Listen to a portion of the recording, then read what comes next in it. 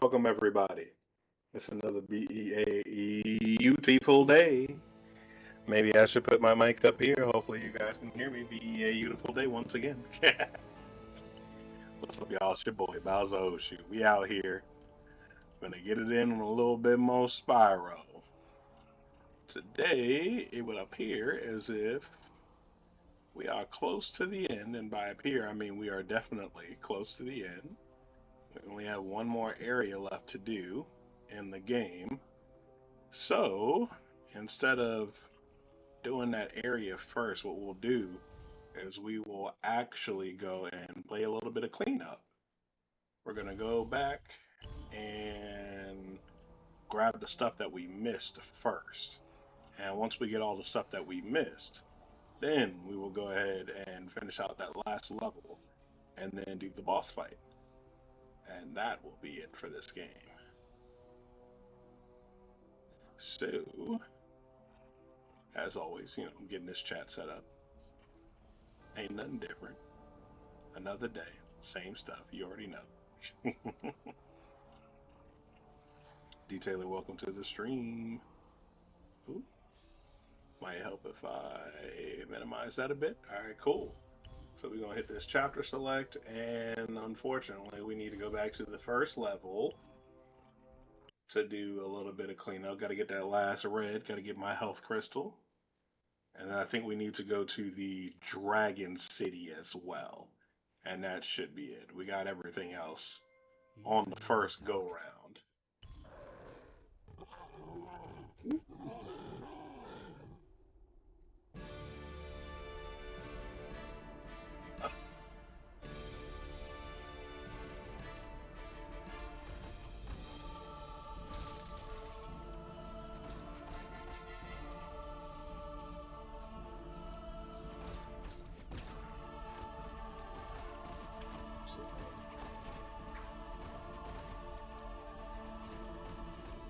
Oh no, how dare you all hit me.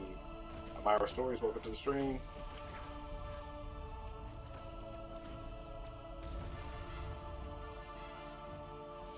Johnny Lyons, welcome to the stream. Johnny Me Loyal.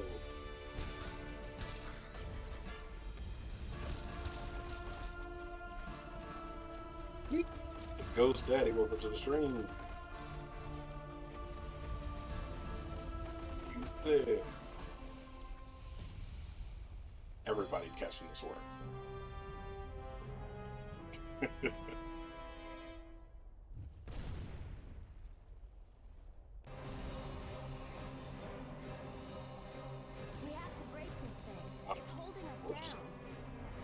Immediately forgot I needed to break this.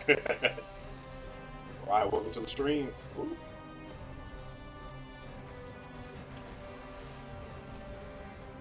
Oh.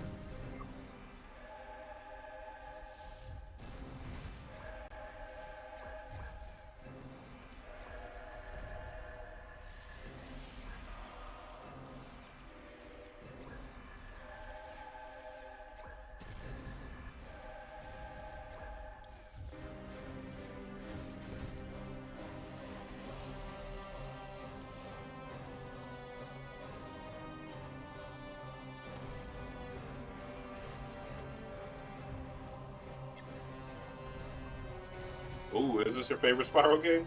I'm not gonna lie, I think this might be my favorite as well. Between this and Ripto's Rage. Those are definitely my two.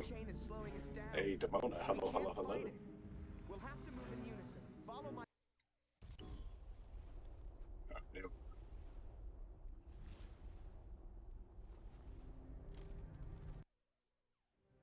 This Dawn of the Journey PS2, which is the third game in the Legend of Spyro series. I don't even know why I just went for that. I don't know I'm maxed out.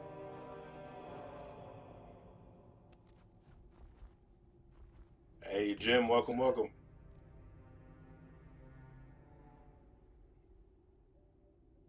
Fishkeeper 301, welcome to the stream. Arthur J. Lynch, welcome. Whew. You go first, Cinder. It's safer. For me. Safer for me, I mean. Quiet. You'll give us away.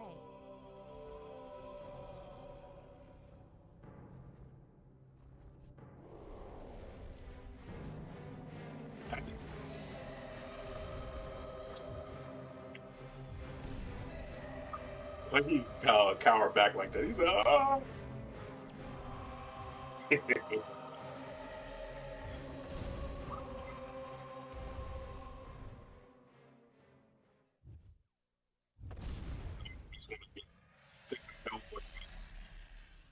where, where this red is at.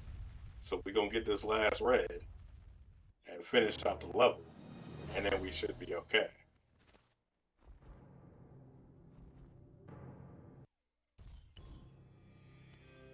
Oh yeah, no, this game is fantastic. Highly suggested.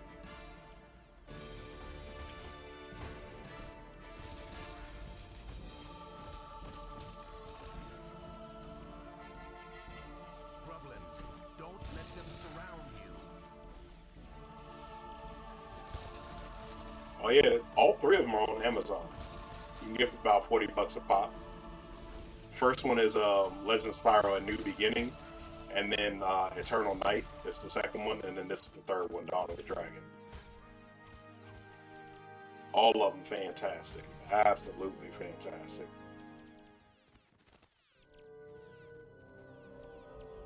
These vines block our path.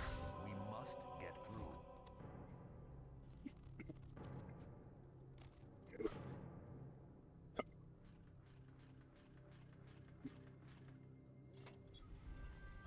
Actually, I think I'm gonna do. I'm trying to decide between going with Kingdom Hearts or Final Fantasy X because I'm feeling playing one of those. So I gotta diversify the game pool a little bit, you know? I don't want everybody thinking I'm only about Spyro, although I do love Spyro.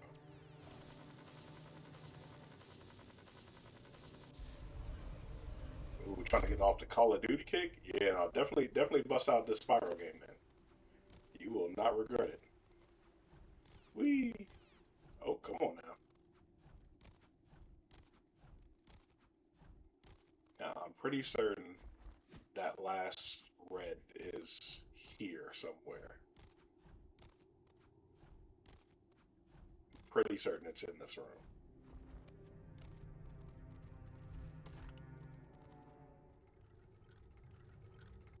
Hey, appreciate that follow. There's a light up there.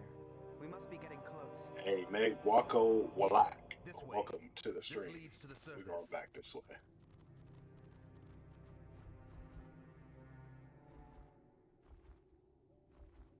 Oh, there it is. I just seen it. I caught it out the corner of my eye. Oh yeah, I also love Kingdom Hearts and all of its confusing weirdness. Hey, Debola, you have a good one. Feel free to stop by anytime.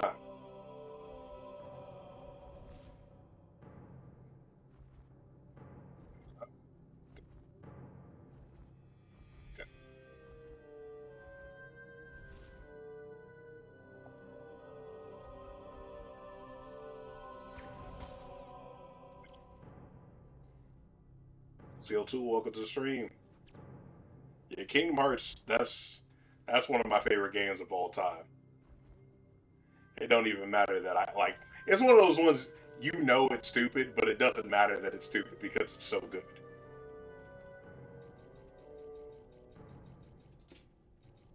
He's the same small obsession. My obsession is a little bit more than small. Oh yeah. That good old 2 hour tutorial ain't nothing like it. I'm not gonna lie though, I definitely have a save file on my PS5 that is just at the Station of Awakening. That way I don't have to do that first part of the game unless I actually want to. Say, put me at the station, let me get my Keyblade, and then let me go fight Setzer.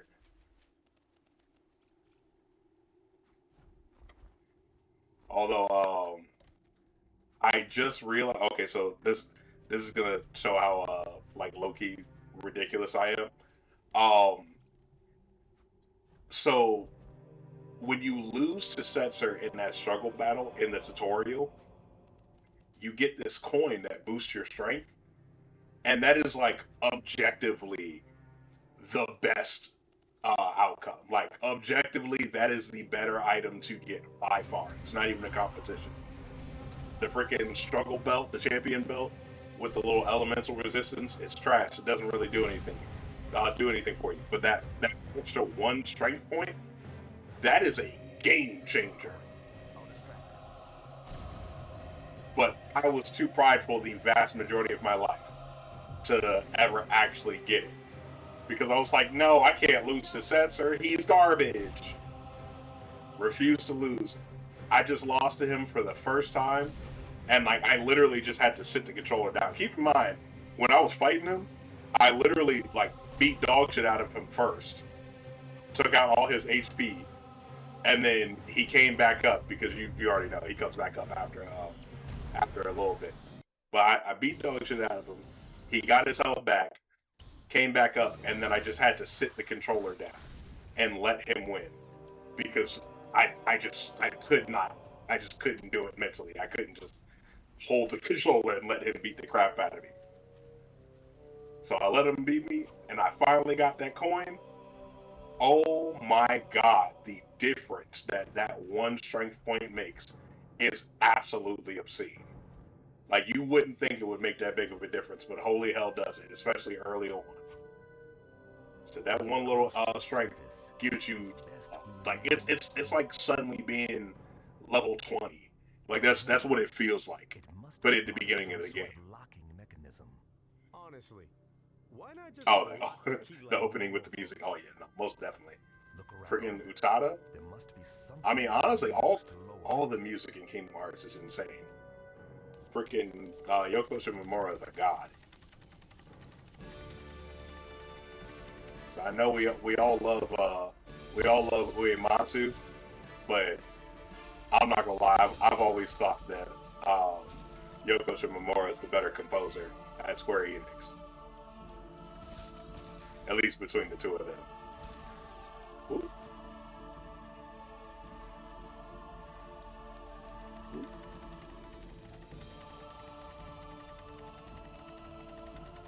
Come on down. Windhorn, come on down. Oh. Here, still. On finish this freaking level finally. Open. Vampa, welcome to the stream. Melancholic alcoholic. That's the music. Welcome to the stream. Hey, all I'm saying is that's actually a crazy strength feat for Spyro. That is a crazy strength feat. There we go. All right, cool. We got that last thing, and we're gonna save that.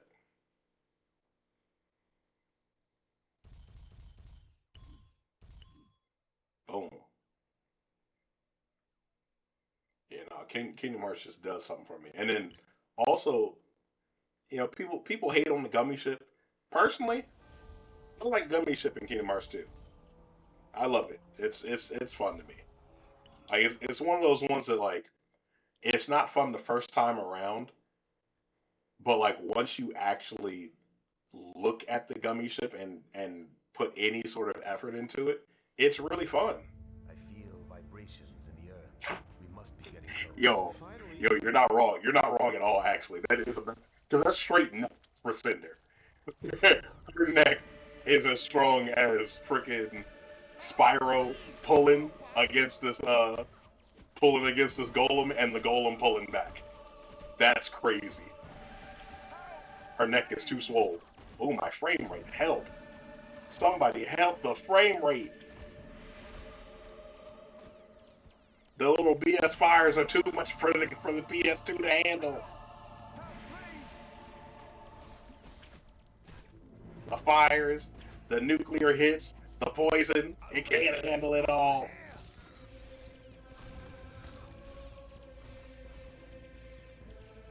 Oh god. Oh, you're still spawning it.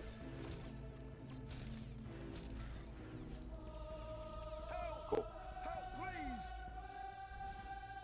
Help! Help!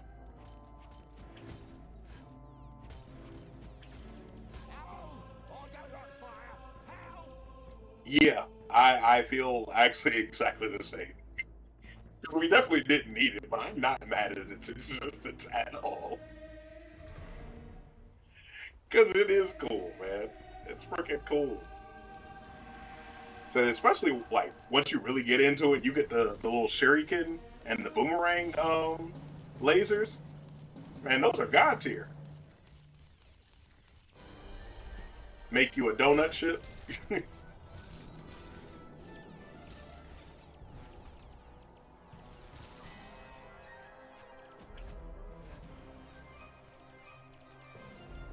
Oh, nope, that is more spawning there.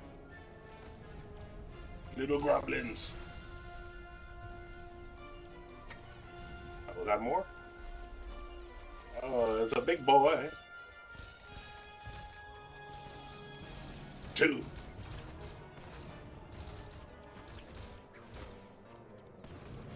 Mink, mink, mink. That's one down. And it's two. I think that's all of them. Oh, I lied to myself. Oh. I need somebody to explain why we couldn't just fly to the mouth of the little thing now.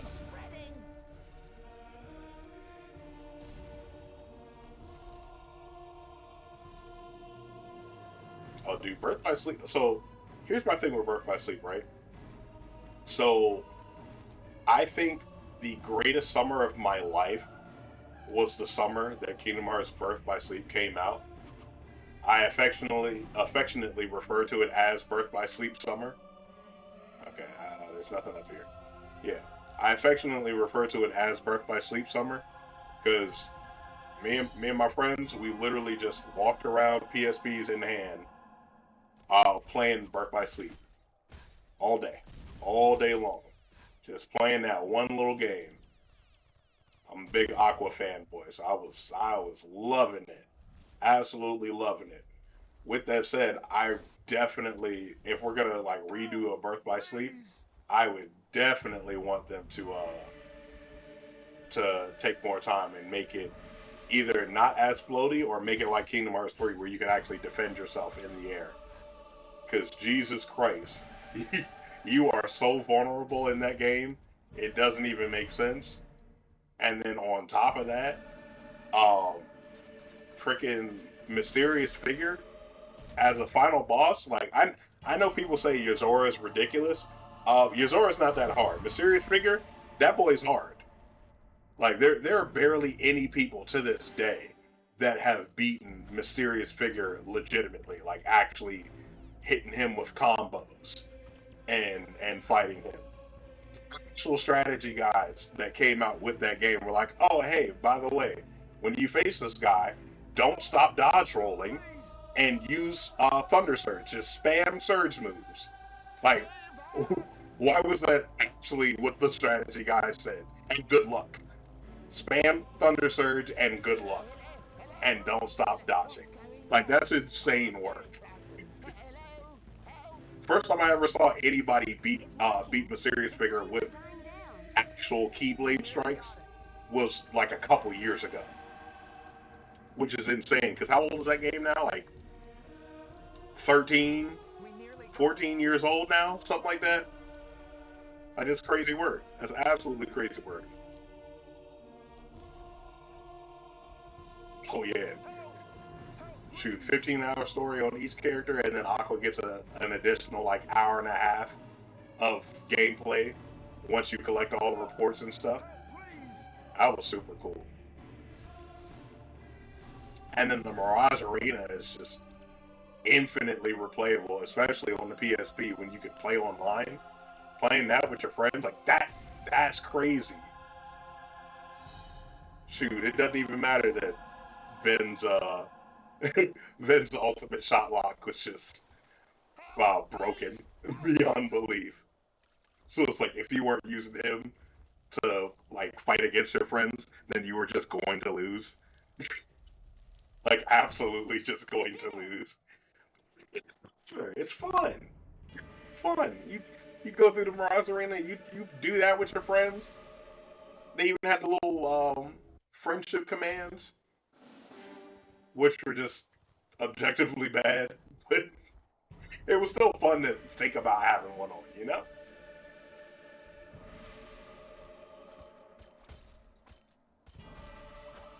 EXP Walker as an ability. Yeah, that game's freaking fantastic. Start to finish.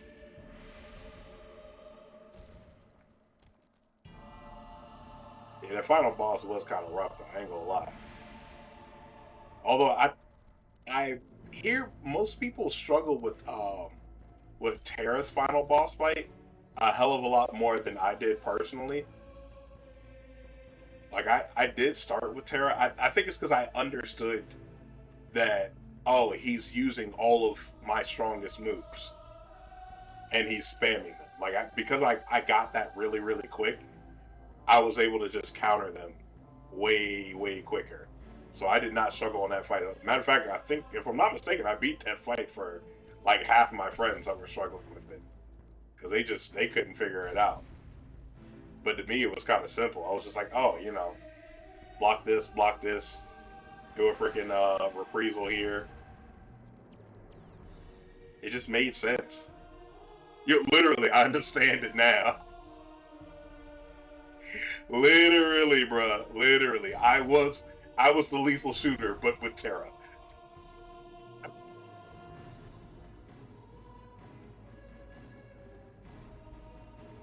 Where's that blue?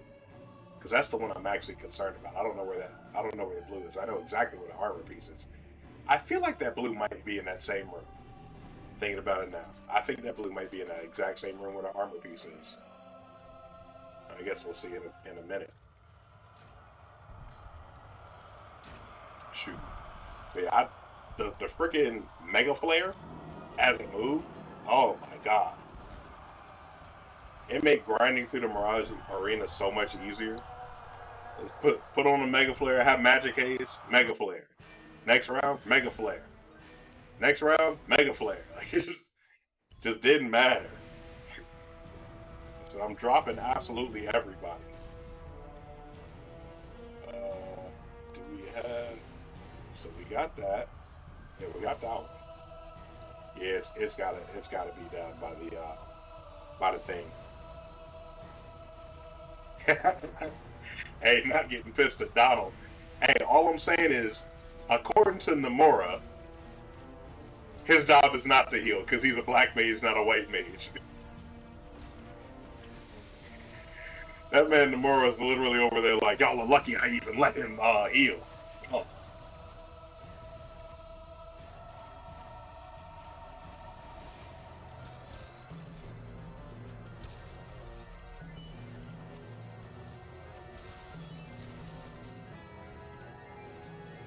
Defend the capo. Pop, what are you doing?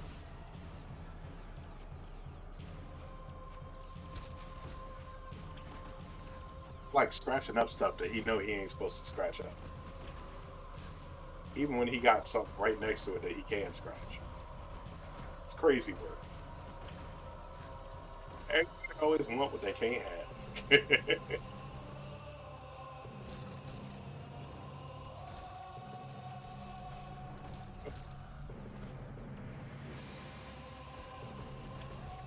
Ammunition!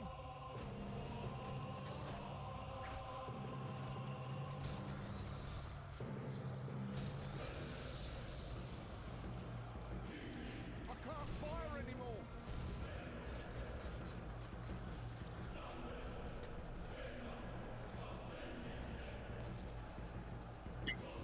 Amongst the whole series or just in Cage 2?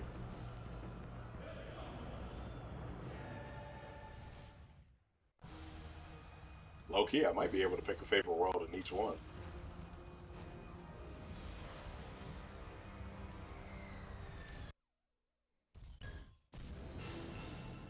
Destroy the siege tower. Um, so in Kingdom Hearts 1, uh,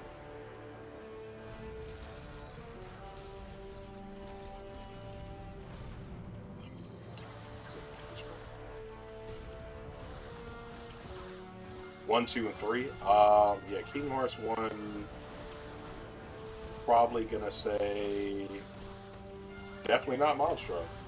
You know what? Hollow Bastion. I'm willing to stick by that one. Hollow Bastion for Kingdom Hearts 1. Then for Kingdom Hearts 2, uh, mm, We're not out of it yet. Just keep it actually, also Hollow Bastion. Also Hollow Bastion because the Cavern of Remembrance. Like that's just a fantastic in-game dungeon. Absolutely fantastic. You can't really beat that. And in Kingdom Hearts 3, without a doubt, the Pirates World. Because even though the Pirates World is trash for the story, oh my god, is that world fun when you just go and explore. Like, holy hell, it doesn't even make sense how fun that world is when you're just exploring. Can I get, there we go. I need some green. Give me the green. Are they still hitting? Hey.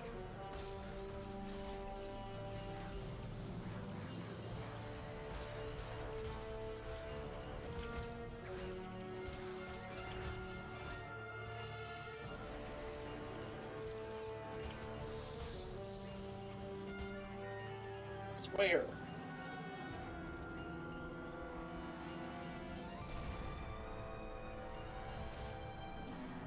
Slow.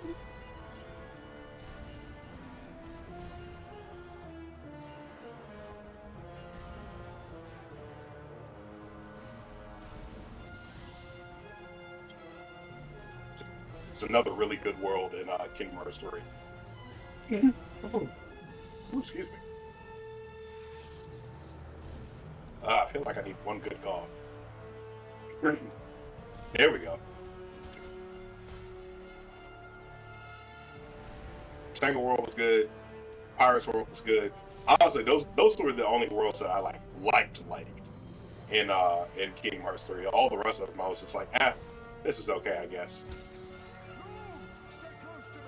No, I mean, except for the Keyblade Graveyard, obviously, because that world's kind of sick. Even though it's really just an HD version of the way it was in Birth by Sleep for the most part. Hey, Nathan, I appreciate the follow.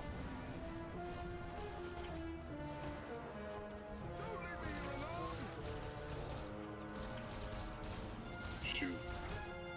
Yeah, no, that Pirates World was like unbelievable to me.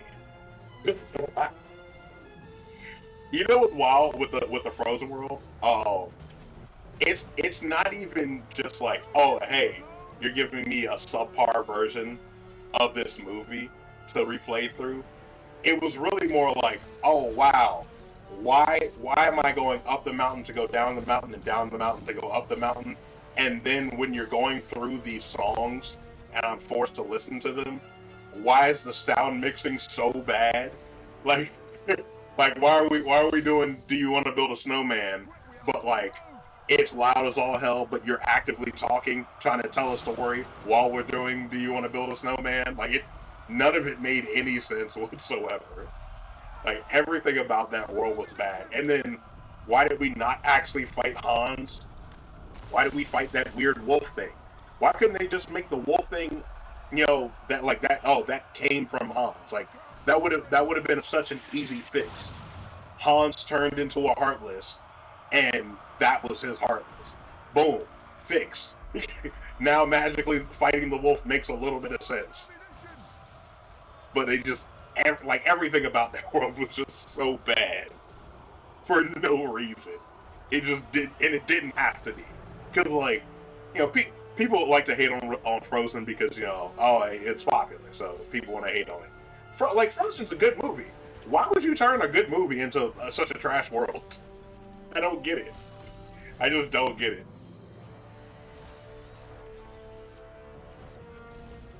Shoot, matter of fact, it would have been even cooler if they had actually gone with what everybody assumed was the original plot for the world and just make like Elsa an antagonist for the majority of it. You know, just like let her like let it be kind of like how Beast is in Kingdom Hearts 2 when you go there the first time, where you just gotta like beat the shit out of him to get him back to his senses. Like let it be one of those, you know.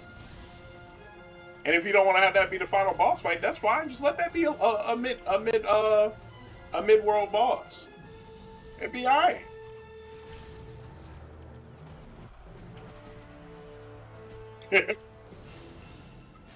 Percent was on the map. Literally 80% of it.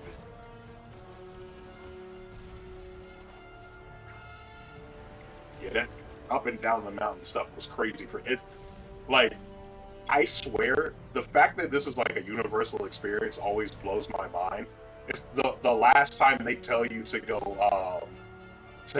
up the mountain and you're actually supposed to go down the mountain. It makes me so mad every single time. Because then it's just like you just lied to me. Like you just lied to me. And now I'm thinking I need to go up this mountain and I'm supposed to go down the mountain. And I've wasted so much time in a world that I hate.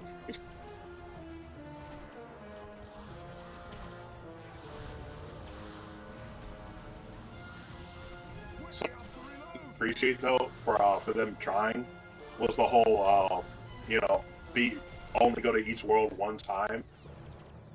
I don't think it worked, but I'm glad that like we tried it out. You know what I mean? Because I think that's one of those things we actually needed to explore in order to get a good grasp on why it didn't work out. Because I think every single world kind of overstayed its welcome because we only went to them one time. Because those worlds were freaking massive. But every time I left one, I was like, oh, thank God. I'm so done with this place. Hey, Deranged Spaz, welcome to the stream.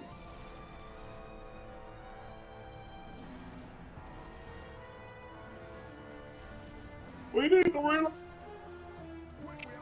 Sure.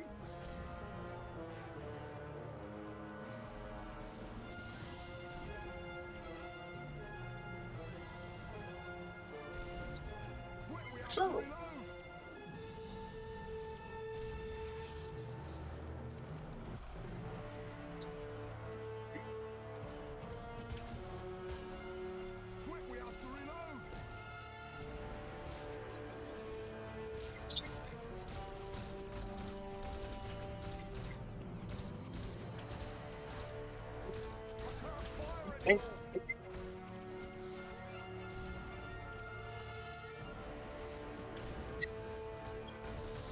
That's exactly what I'm talking about. But like that's something like I feel like we actually did just need to experience so that we know. Okay, hey, no, look, this being here for this long is actually just too much. It's genuinely too much world for one go round. So if we're gonna do worlds that are this massive, we need to do two runs of it. And if we're gonna do it all in one run, then the world needs to be a hell of a lot shorter. Like at least cut a third off of the world, cut a whole third off of it, because about the 2/3 mark, like that's where it feels like it should just stop. Like that's when you start really getting tired of it. Like I've been here for freaking ever, and I don't want to be here anymore.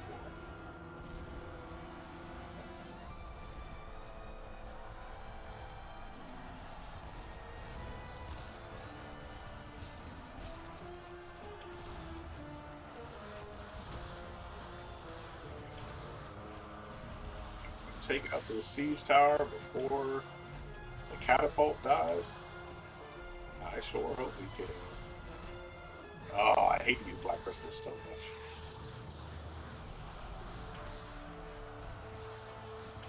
Yeah, I don't even know why I'm doing this the hard way. when I know for a fact that I can be far away from it and shoot it with the ice, and that'll be like a million times more effective. That's what I'm about to do after I repair the catapult. Cinder. Dang, she took forever to come through.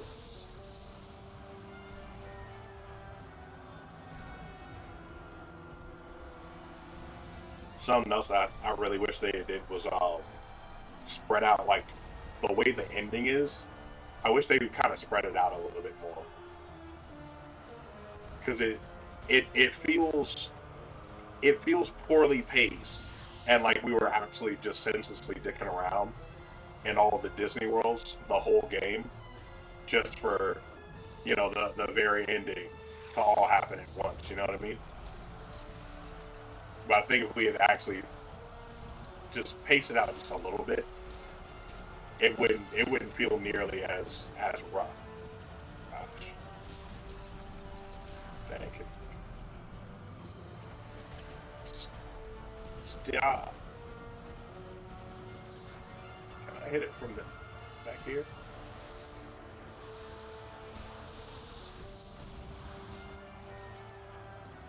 Hey, I'm trying to finesse.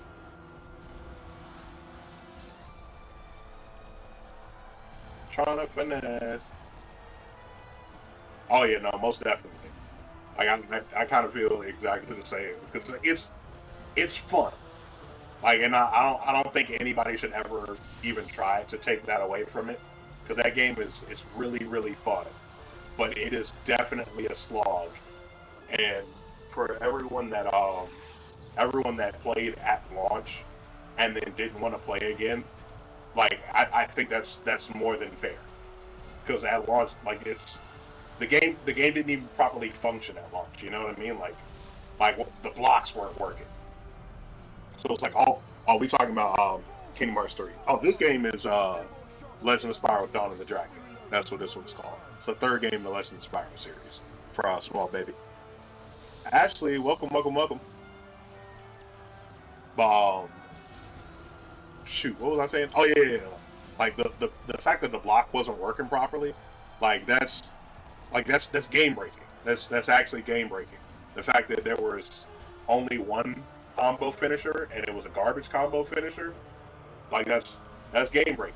The stuff isn't fun, which is crazy for a Kingdom Hearts game to not be fun in the way it should be fun from jump. But then once the Remind DLC came out, they said, "Oh, hey, we're gonna fix all the things that should have been fixed day one," and then it was fantastic. Like it was absolutely fantastic. Yeah, 3 was a one and done for you. Yeah, see, that's how a lot of people feel about it, and like it's genuinely significantly better now than it was at launch, but it doesn't matter because it's too little, too late. Remind came out a whole year after the after base game came out, and that's the update that had all the fixes. Like not even just the DLC. That's the update that had all the actual fixes to make the game playable. And it's like you can't do that to your fan base. Like that's that Ubisoft shit. Like Square does better normally. They are normally significantly better than that. But like you just gotta pay the price with Kingdom Hearts 3.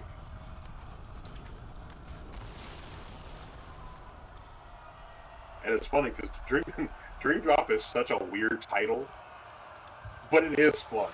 It is definitely fun. My personal favorite in the series is Recoded, even though it has no kind of like absolutely no kind of importance to the actual story, but the gameplay is just so fun. Like to me, you can't beat that level of fun. Oh god, my camera. Okay, there we go. Okay, so we got all that. Is that it for over here? It does look like that's it for over here. Alright, cool. So let's go this way. Yo, yeah, playing as Riku is hella fun. Absolutely is fun. So to be perfectly honest with you, I think playing as Riku in Dream Drop is significantly more fun than playing as Sora. Playing as Sora kind of feels like you're on easy mode, honestly. Riku feels like where the game is shining the most. It's like, oh hey, I'm gonna play freaking I'm gonna play a Sora and I'm gonna just use Balloon Run. Like nah, I'm gonna do like the freaking shadow dashes and stuff with Riku. Like that's cool. Like it's just cool. Yeah, yeah, Ubisoft does just leave their games broken. Ubisoft don't care, like at all. Oh, and there's the blue. There's the blue. See, I knew it had to be in here. I freaking knew it. Oh, all right, cool. Now that that's done, Let me take over. see, I am not gonna fight him fairly. We're just not doing that. Oh, dude, there is indeed free flying in this game. This game is freaking fantastic.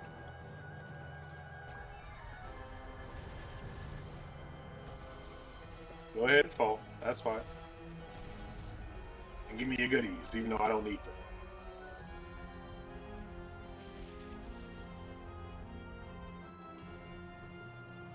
Oh no!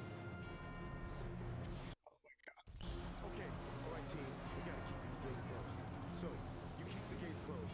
We'll watch you to make sure that you're okay. Yeah.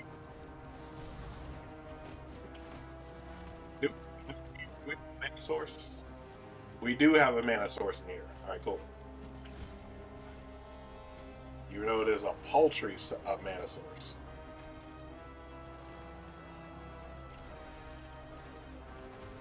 Paltry.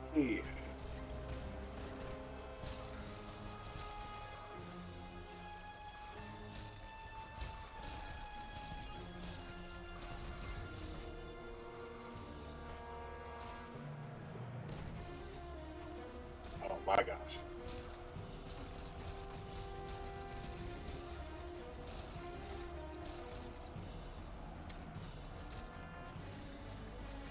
There we go. Ha ha. Bless. All right, cool. We opened it. We opened it. Now we got all the armor and we got all the collectibles. So now we can go ahead and finish this stuff up.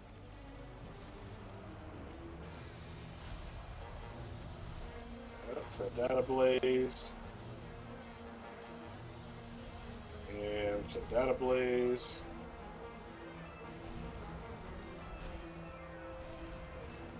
Uh,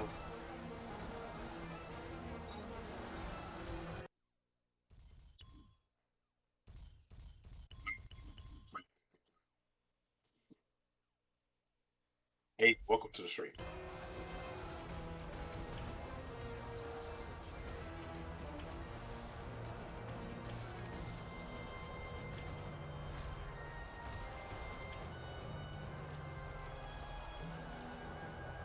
Yep. Close it. Close it. All right, cool. Now that that's done. Woo.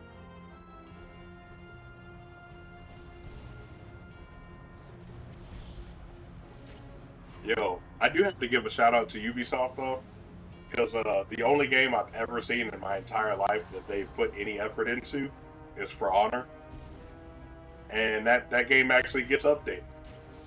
Like, yeah, they make each new character that comes out more broken than the last, but like the game's still playable even with some broken characters in it. You know what I mean? And that's more than I can say about quite literally any other Ubisoft game that's ever come out.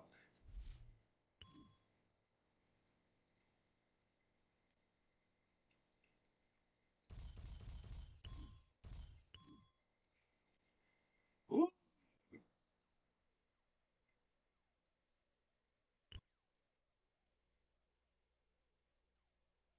Yo, that's what I'm saying. They over here fighting to the death. Meanwhile, I'd be like, yeah, no, I'm good. The Dark Master got it. I ain't got nothing to do with this. Oh, snap. And now we're here. We're finally actually going to continue with the story. It's beautiful up here. The tower. It must lead to Malefor's lair. Thanks for ruining the moment. Hmm?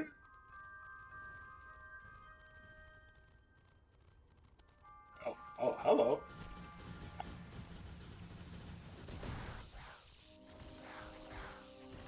Yeah, there's a lot of stuff directly behind me. Actually, you know what? Before I do anything else,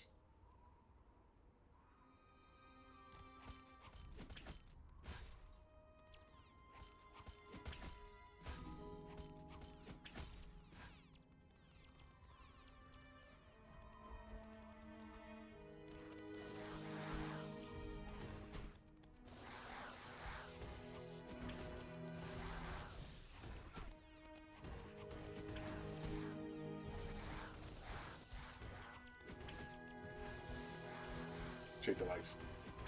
Hey, y'all, let's get these lights all the way up. Since people out here like it, let's get them tapping skills up.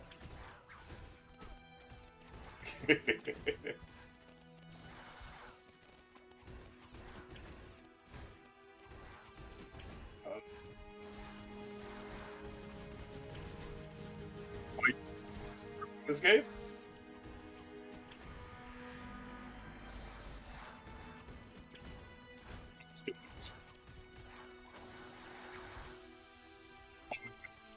Say Canada they kill for fun. That's Spyro and Cinder's dark sides coming out. That's all it is. Spyro said, "I am the ultimate crash out. I only need to fight Malefor, but I'm busting down all of these gremlins too, because bump them. They ugly. They're maidenless."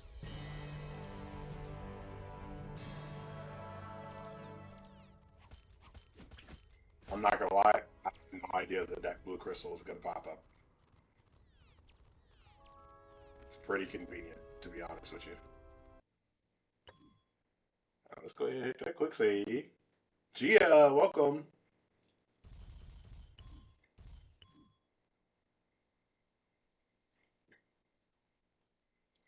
Saving, saving, saving. Howdy, howdy, howdy. How you feeling today? Yo, I miss you too. We need to hang out at some point in time pretty soon. Preferably when I'm 100% better. I'm almost 100% better though. Where's Henchman? You don't need to. It's not about having to. Yo, that's a fact. It is not about having to. I want to. Give me your blues. Even though my power is maxed out and I don't need the blues, give me your blues. Come to RV? You might. It actually has been quite some time since I last been down there. I am recovering from sickness. I'm mostly alright now, but just not 100% yet.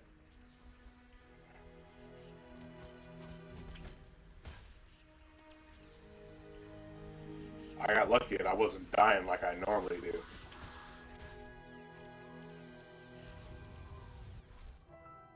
Whee! Yeah, right? I so hope I get 100% better soon. But honestly, I really should. It shouldn't be too much longer for me.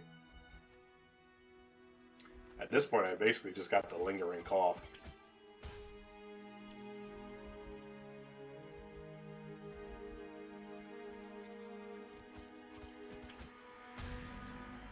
Whee!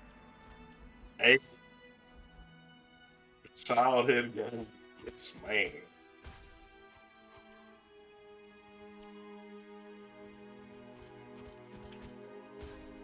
Oh, it was like a regular cold. It felt like my regular sickness, but because I actually had the stuff to treat it, it just didn't get nearly as bad as it normally does. Because normally I'm like dead. like senselessly dead. But this time I was actually able to freaking not die. It's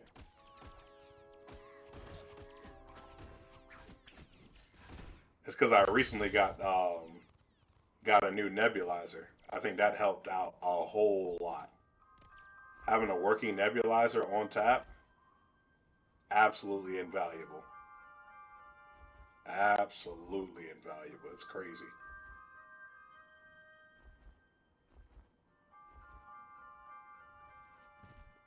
What?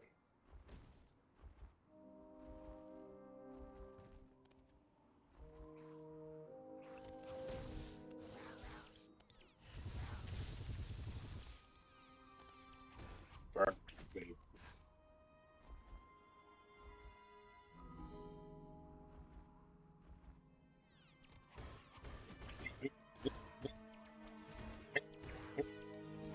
I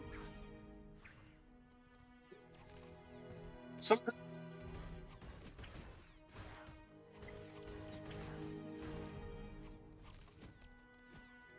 it's a fact. Colds are 100% the worst thing a man could have. 100%. I'm not gonna lie, I do better with pneumonia than I do with a regular cold. Just being perfectly honest. Pneumonia is actually what I normally get. Like it's actually kind of crazy. I don't understand how my entire life I've just entirely bypassed a regular cold and gone straight to pneumonia. But somehow I've managed it. Somebody put me in the put me in freaking books. I need to be studied.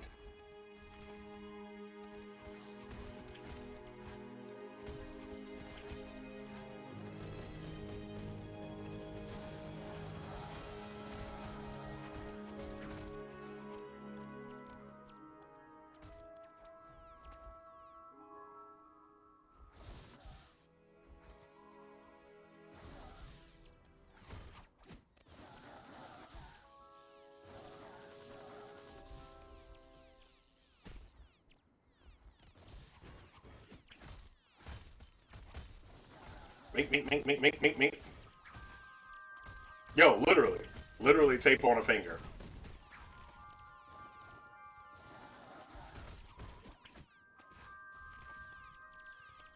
Shoot, my older brother literally like split his arm open one time, and I swear he seemed more dead from a cold than from splitting his arm open and needing to get stitches.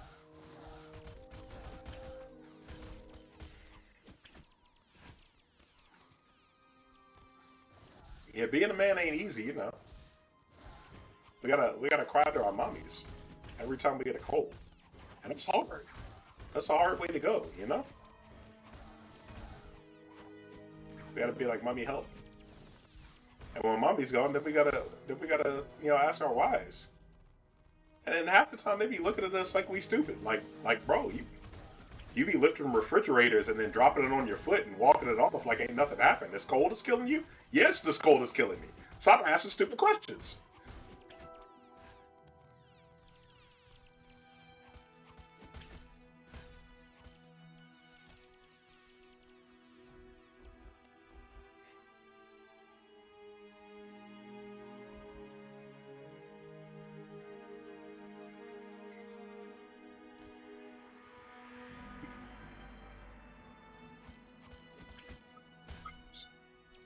Single blue.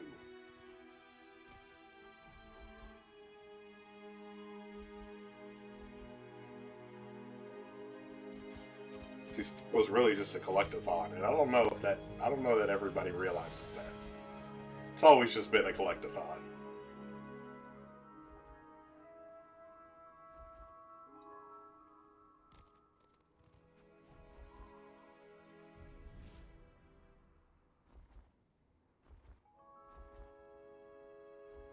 But let me up.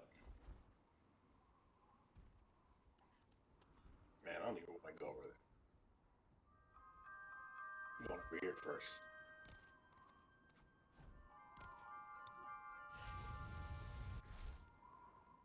Yeah, exactly.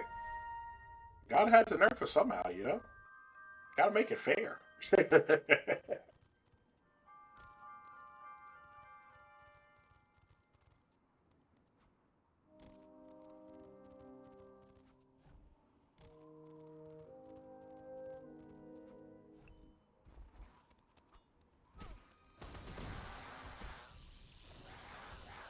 Swear, these are just the worst enemies to fight in the game.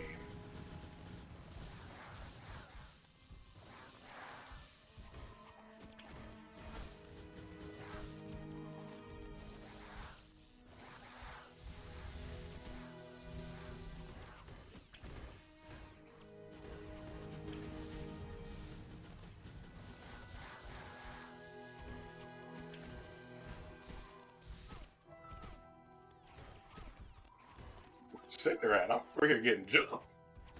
Where's my help? I need backup. Oh, hey, Crow, this is on the PS2. Gee, I'll probably be playing for a few hours.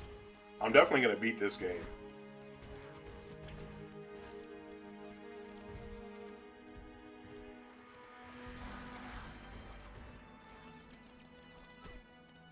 Exactly.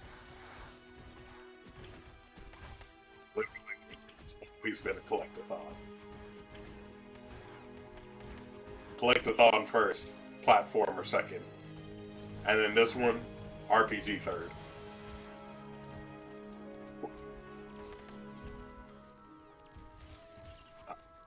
I forgot this stupid thing.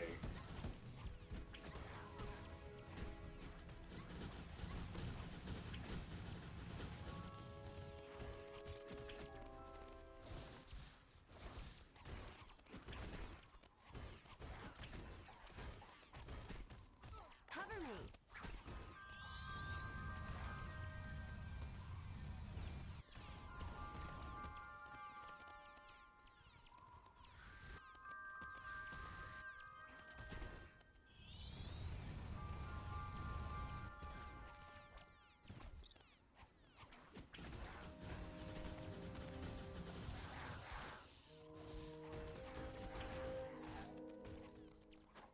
Nope. Oh, yeah, Gia, I appreciate you stopping through. You're the best.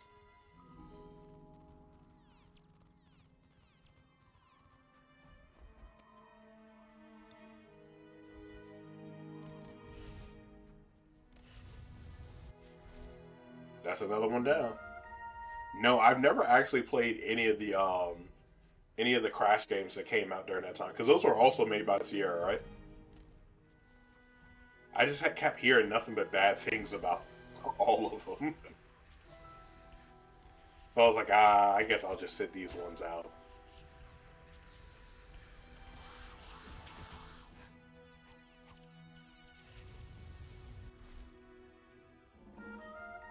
It's Crash. It was because it's like Crash of the Titans and Mind Over Mutant. Those are the ones that go together, right?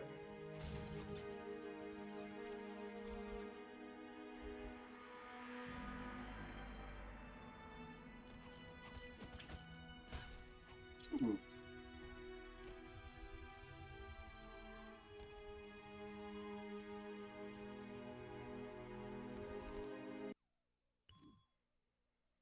Yeah, see, from what I had heard, it's like those ones being bad contributed to like the bad name of these Spyro games not getting the play they deserved, even though they were really good.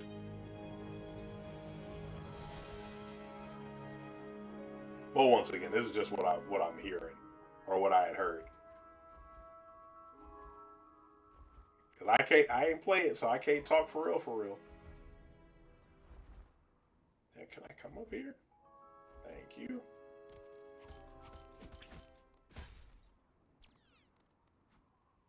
Combat focused and platforming. Oh, okay. Another one of those. It's different, so people don't like it.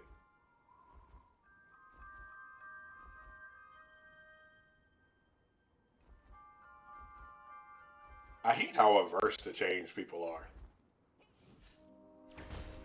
It's like sometimes, I get it. if you have a tried and true formula, why fix? Why change it? But at the same time, you just gotta try something different every now and then. Once again, like Cage 3 with the large worlds, like even if it doesn't work, it's like okay, well now we know. We tried it, doesn't work. Cool. But you can take over monsters and Crash would ride them. Dude, that's what's cool as hell. Sounds super cool. Yeah, people are just haters. That's all.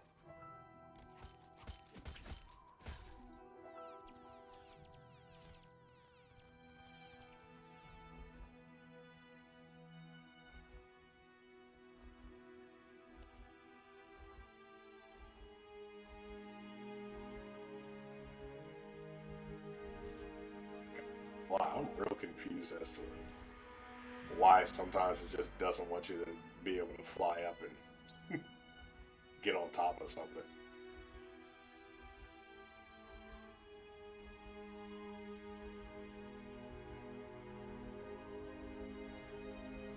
Up and away. Hi ho, Silver.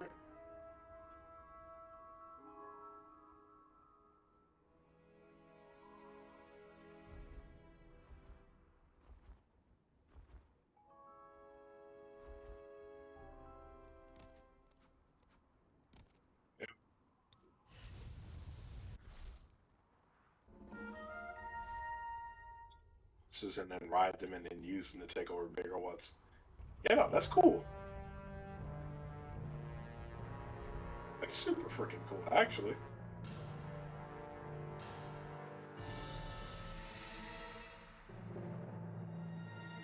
Of course, it would be one of those.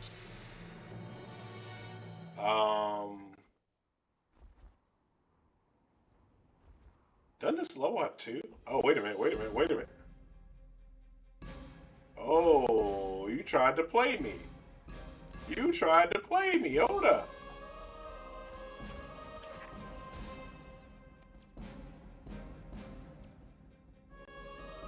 Hey, alright, cool. Now we're maxed out on greens entirely. We need one more red, 5 blues, and we have 2 elites.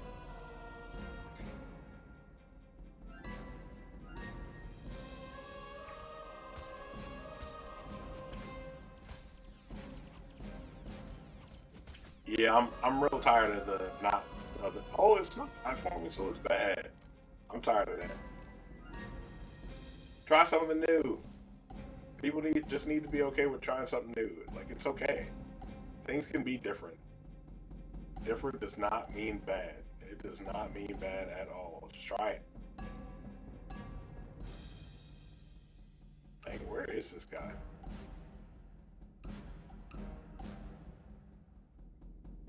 I always forget where he actually is. I must be going away from him because the music stopped.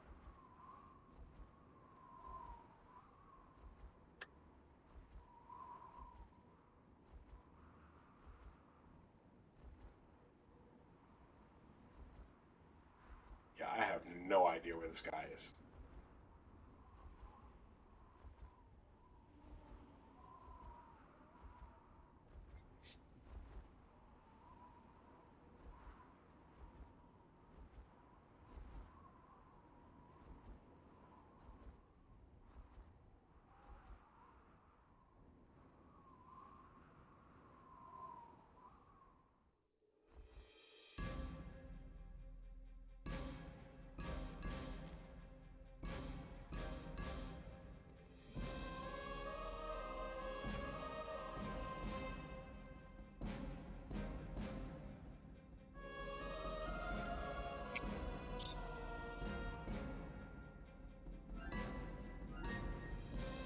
Tasmanian tiger. Okay, so I remember having a demo or I had a demo disc that had like a video for it on it, but I never had the actual game for that.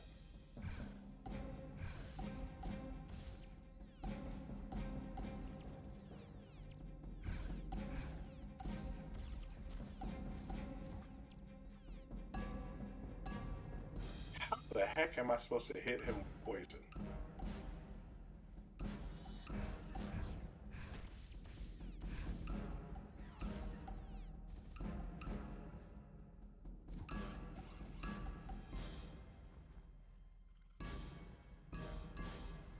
Oh, this is horrible.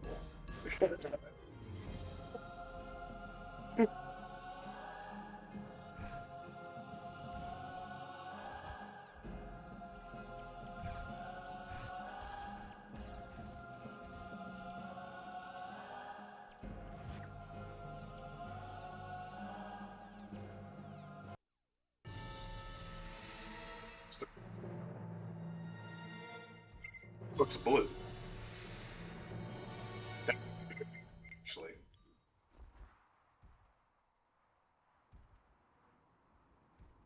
So maybe we're blue. Maybe we're blue and not green. If we're supposed to be blue, then that makes this a lot easier because the ice actually has tracking.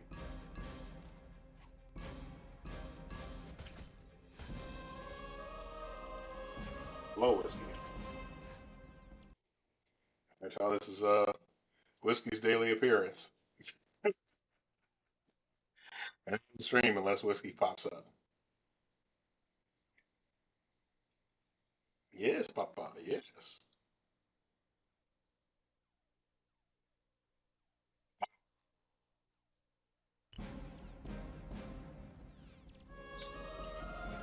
Does a really good job of that.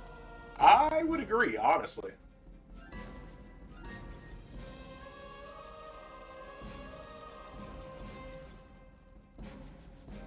Because when you play this one, like you feel like if because it still gives you the feeling of the old ones, while still being like, oh hey, we're something entirely different, and we're having fun.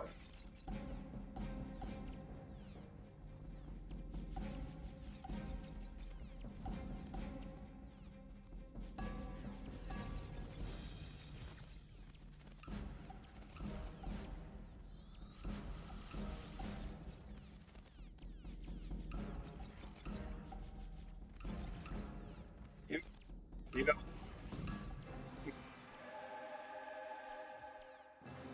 know, decided against it.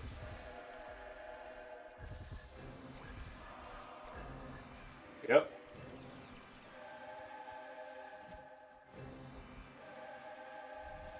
entirely decided against it, and I have no regrets. I don't even try and fight some of those guys fair. I don't even know why I attempt. I know it's stupid.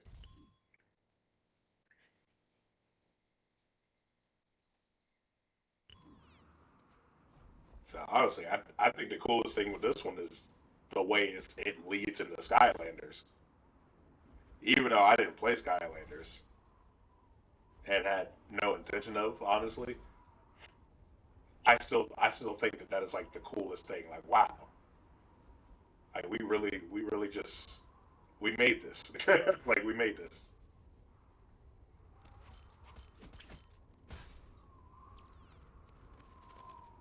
See, I also wonder how it was to play on the Wii. I'm thinking that it had to have been one of those ones where you're not using the motion controls. Because I could only imagine that this game with the motion controls is absolutely horrendous. Could you imagine trying to fly with the motion controls of the Wii?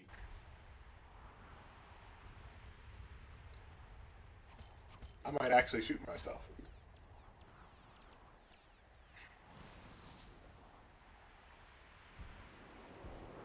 Hey,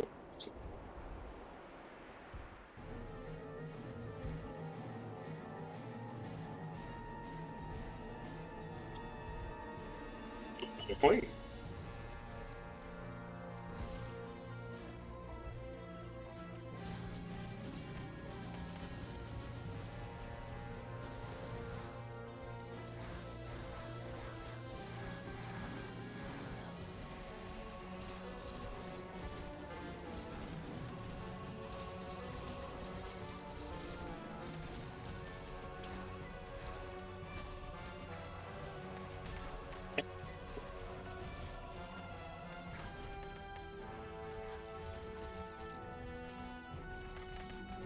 Make.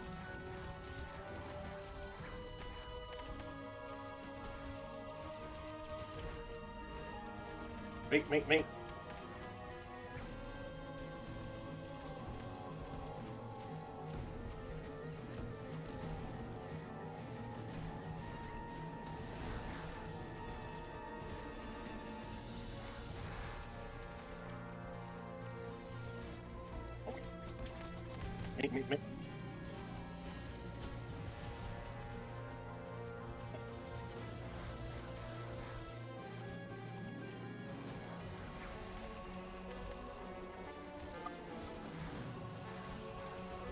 So I hate these little trap things. Oh my gosh.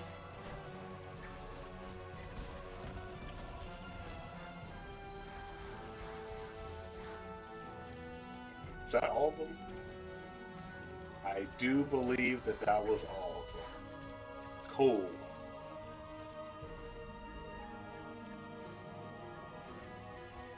Cool.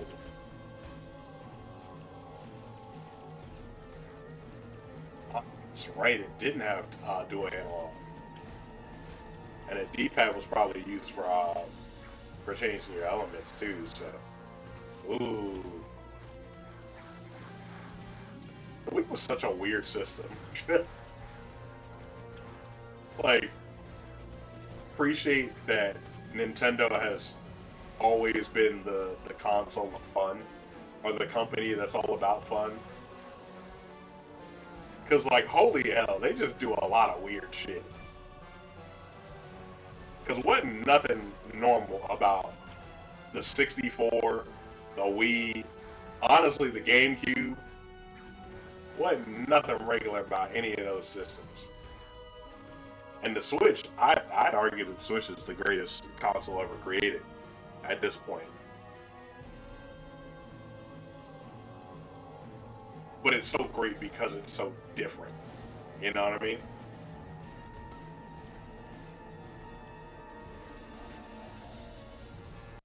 Oh, wait a minute, I forgot. Cinder got that Fury, Beth. You said you watched Bohemian Rhapsody for the first time today? Nice. Uh, yo, honestly, as much as people shat on it, I love the Wii for Legend of Zelda Skyward Sword. I thought that that was the absolute coolest thing ever.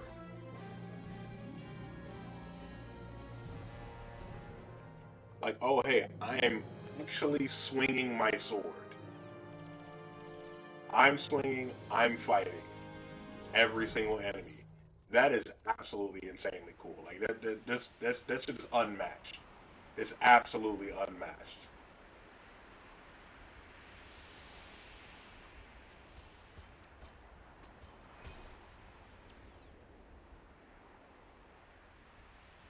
So the only thing the motion controls were bad for in that game, in my opinion, was the bombs. Rolling the bombs was trash. But actually swinging the sword, that was really cool. Swinging the sword, holding the sword up for the little skyward strike. Like those were awesome. I'll take it over from here. Oh, I need mana. I need mana.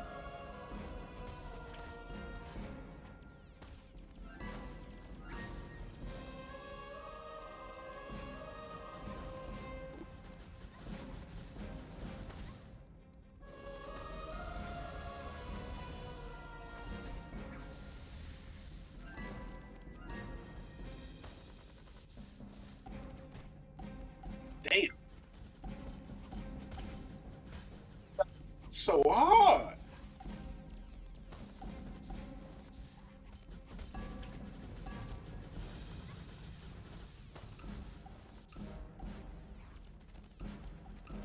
Like,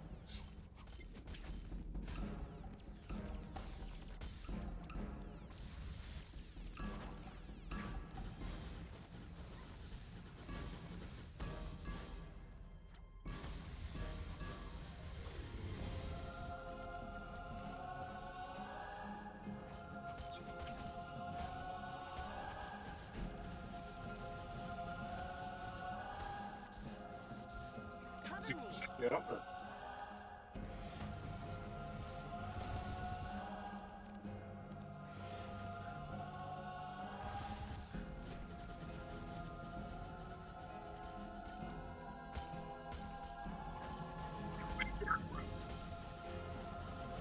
I'm not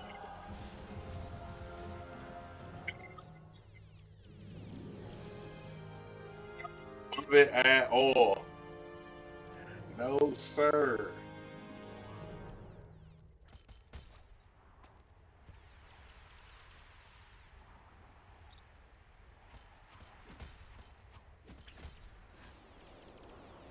You know, thinking about it now,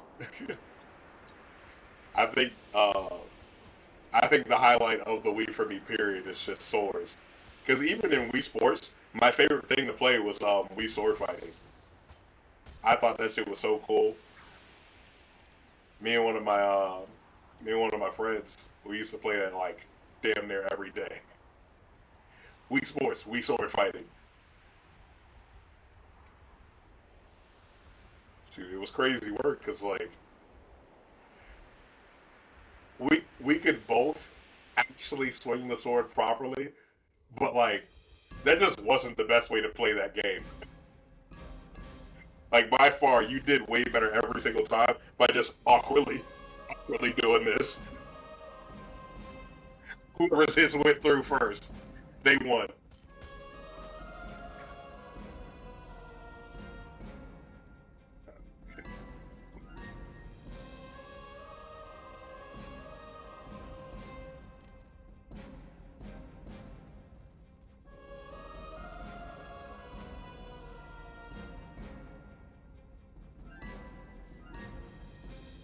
See, there's Purple Dragon. She's just been touched by Malefor's power, and thus she has unusual powers.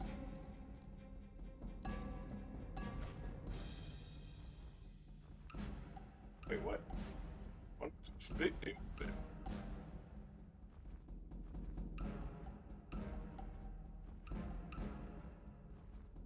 Here, supposed to get further.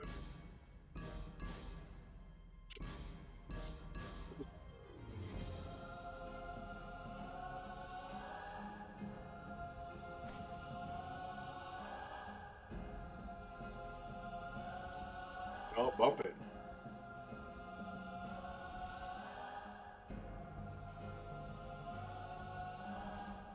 Hey, that we bowling was cool too. I ain't gonna lie to you.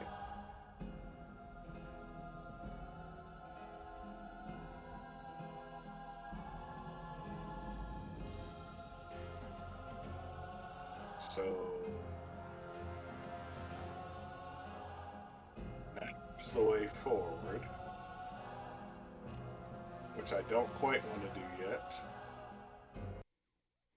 I don't even know why this extra intense music is playing. So we got one red and two blues to get,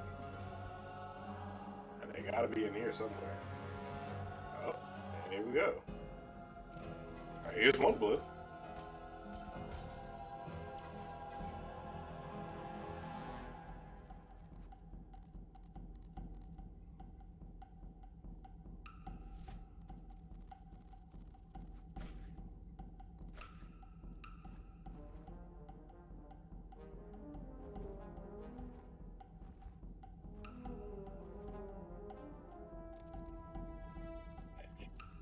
So red. Exactly. So on the screen it'd be like, yeah, uh, uh, uh, real life. He over here looking at me like I'm crazy.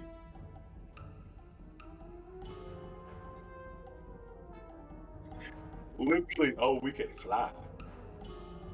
Why are you running? What are you running? You know we ain't got to, right? Up and there's my last blue. There it is.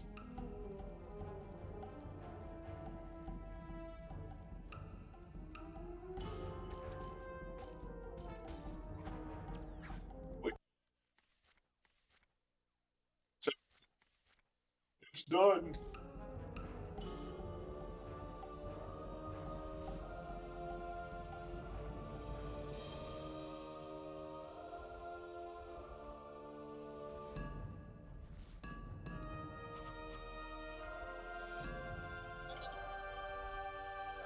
We full health, man. I think we. Oh no, we're at full mana. We are not at full health. Probably should get to full HP before going in. Hey, Brandon Ferraro. Appreciate the follow. Alright, y'all. It is time. Let us do this.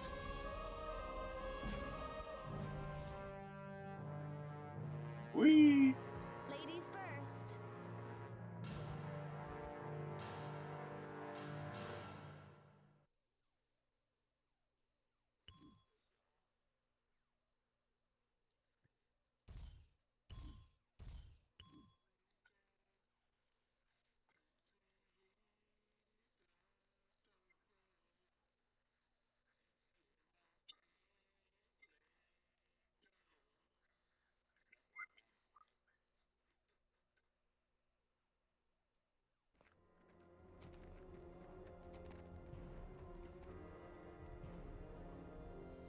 Are you ready for this? I'm scared. Just stay close to me.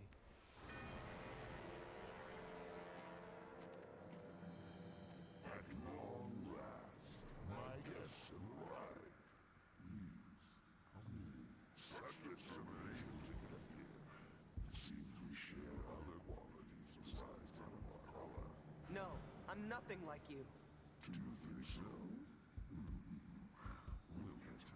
Don't listen to him, Spyro. Don't listen to anything he says. It should just be a little bit more imposing. Cause like he looks just old.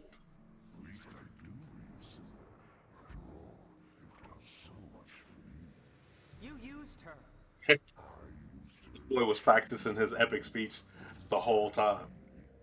What does he mean?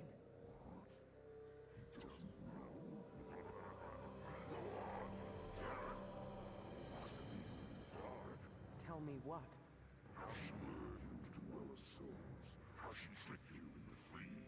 You're lying.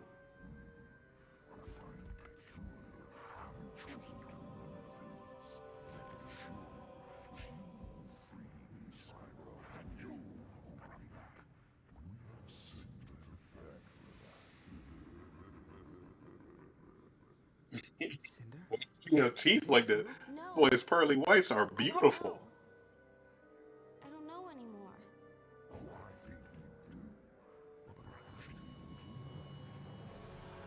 Cinder!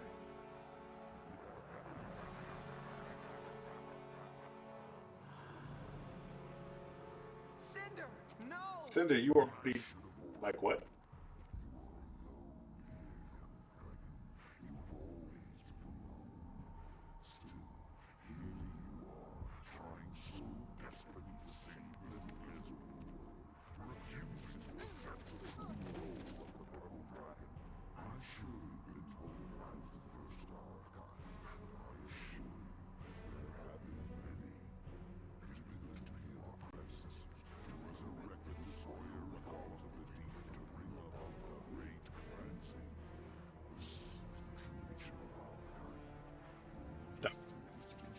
Clean dentures. No! I don't believe that!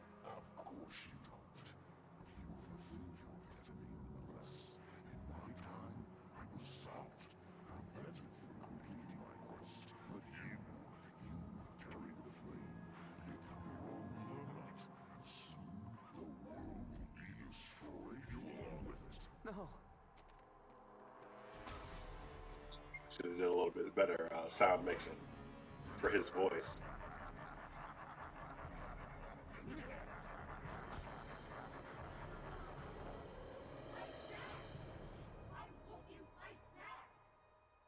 Because you've left me nothing to fight for.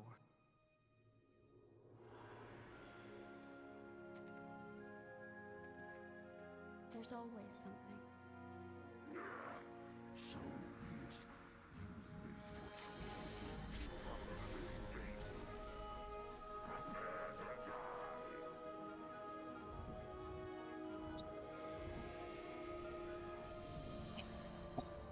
Wait, more story? That's interesting. I would think the story would be the same. It's You just, with me? the differences or whatever in the execution, I guess.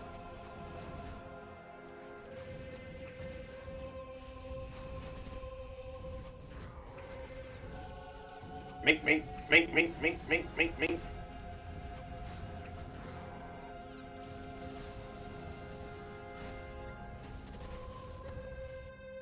Mink, mink, mink, mink.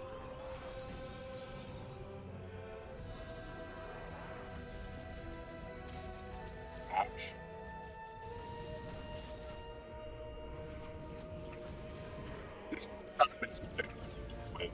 Like the third stage of it. At least the first part of this fight makes me think of the third stage of the Riptos fight. In Riptos Rage.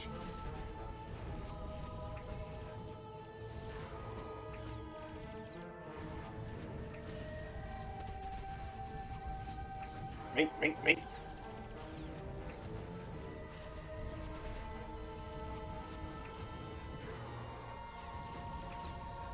And fucking him up.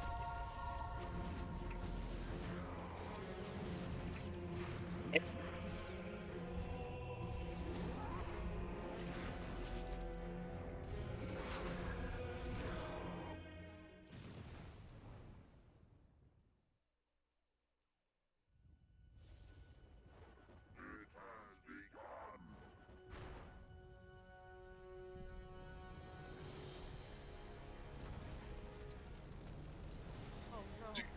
We're too late. Shang Tsung.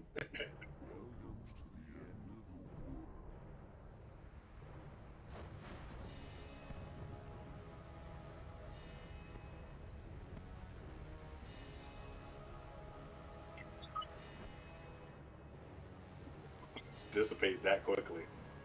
Like, what is this giant ball of fire consuming everything?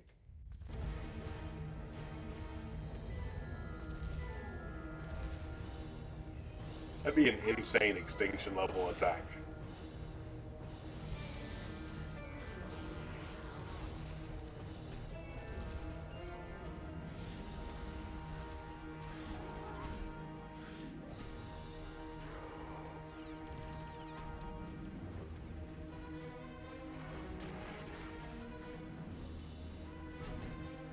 Ah.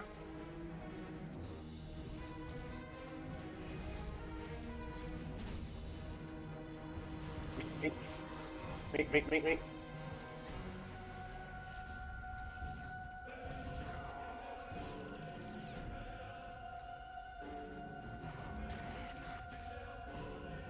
Ah.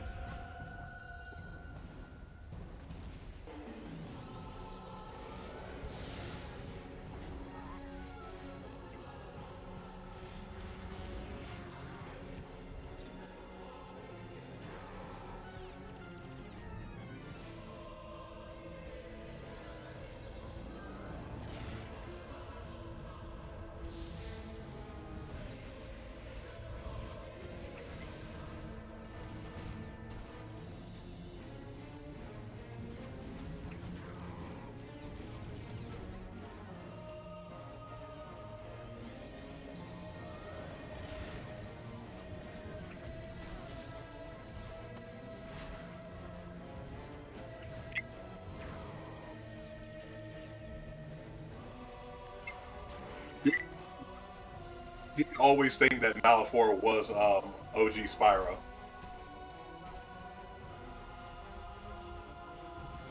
It like low key made sense to me. It's like, oh, he was the first purple dragon, so it's got to be OG Spyro. Watch out.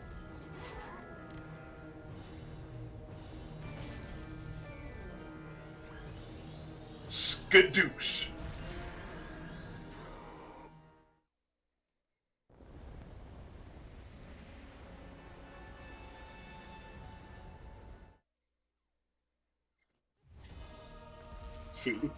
See what you said? It was sponsored by Colgate.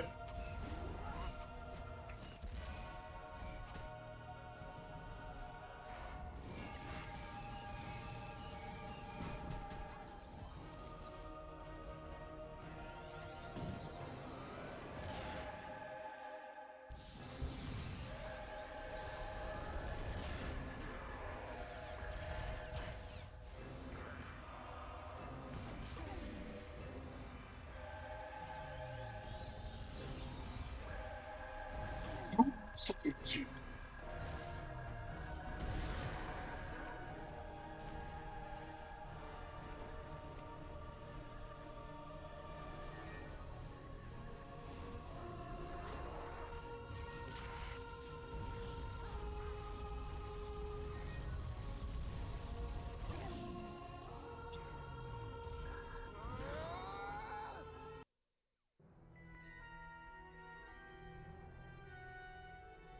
This, the tournament of power, the end of the tournament of power, they stole that from this game right here. That was the whole move right there. With Frieza and Goku, Just jump off the pole, hit him with a purple tackle, ring out the big bad together. Come on now. One of them got golden hair. Spyro's Goku, Cinder's Frieza.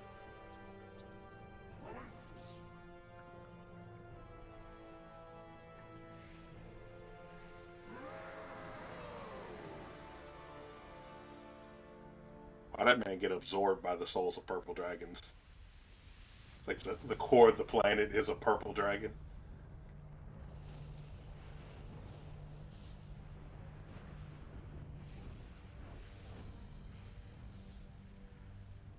Spyro, I'm sorry. I'm so sorry. don't be. It's over now. So this is it? Spyro, when a dragon dies, he does not truly leave this world. His spirit lives on, binding itself with nature, offering hope for the future.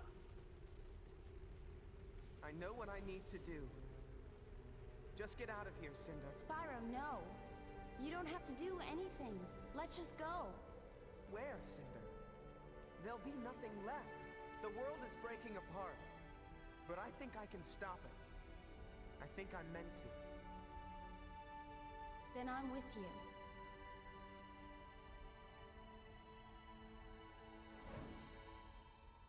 I love you. The purple dragon was the friends we made along the way.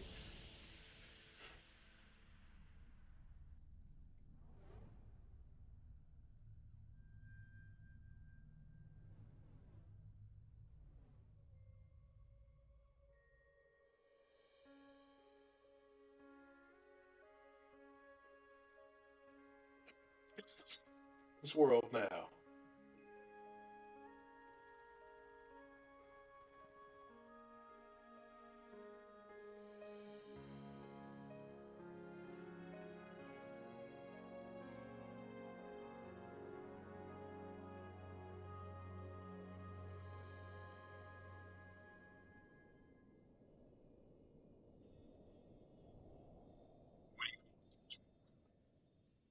You talking about like right there at the very end?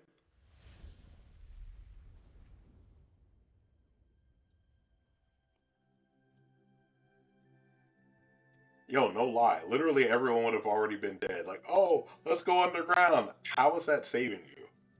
The atmosphere is gone. Like the tectonic plates literally were just splitting apart. They were like thousands of miles away from each other. Like that's insane. Oh yeah, no, they definitely died from that. They definitely died. Like honestly, what I always assumed is that they were kind of going for the whole Jesus allegory with Spyro in this game, all the way down from oh hey he's been trapped in the crystal for 3 years, supposed to be like oh Jesus being dead for 3 days and then resurrected, and then he saves the world by sacrificing himself and makes the whole little cross thing or whatever.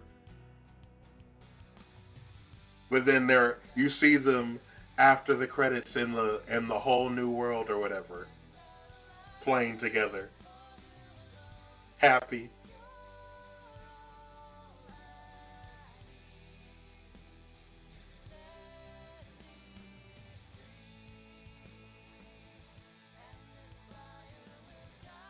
Dang. I ain't think about it till just now, but am I gonna get hit with the copyright strike for this song playing? I hope not.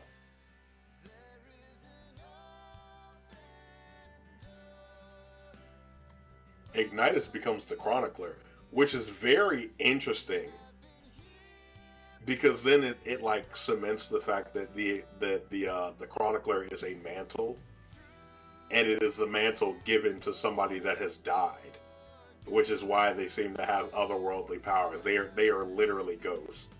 They are a ghost dragon. The dead they get added to the end credit scene to make them feel better about it. Believe it. I can't now with.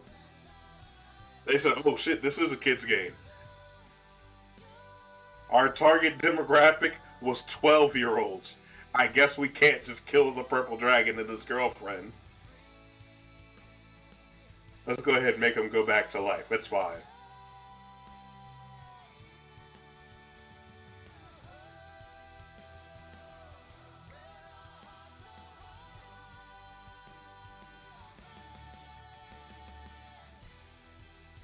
Yeah, see that their story isn't over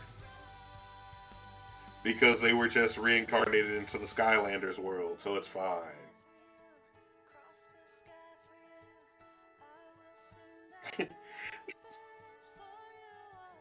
Spyro lives in all of our hearts.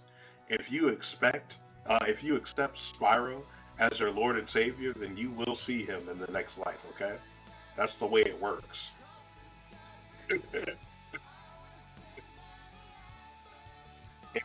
Trust.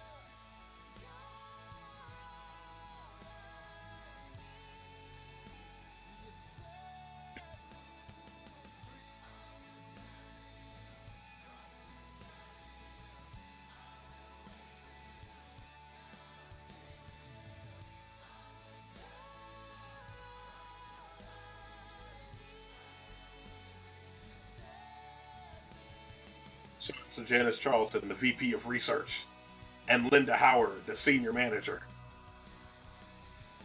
So like, these credits look for y'all because I can barely read them on my TV because it's that damn blurry.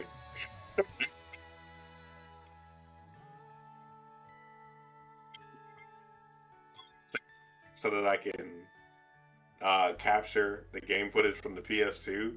It's like one of those weird like AV to HDMI um, boxes or whatever. And like for some things it looks really good, and then other things it just looks really really blurry and bad. And these credits, that's one of the things where it's looking pretty blurry and pretty bad.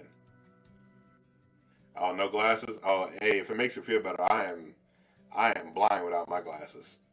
Absolutely blind. I'm waiting on my new glasses now. Actually, hopefully they will get to the place very soon because your boy needs them. Shout out to Good Insurance because those glasses were very cheap.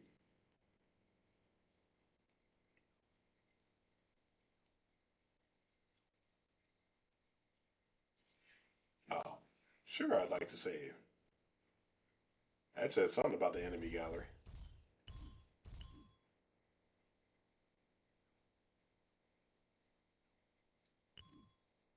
Enemy gallery unlocked in bonus menu.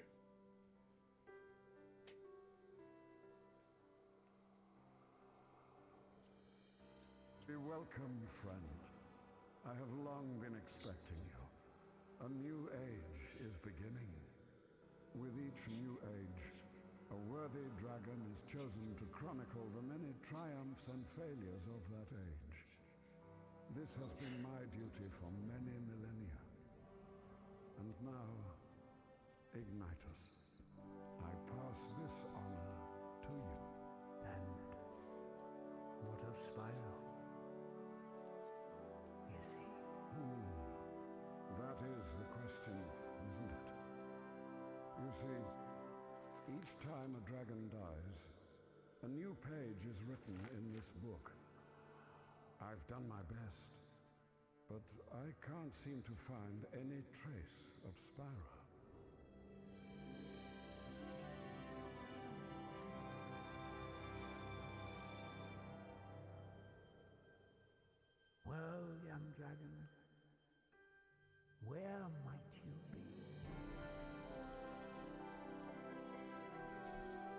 Yeah, it's a lot of dead dragons. They're frolicking together.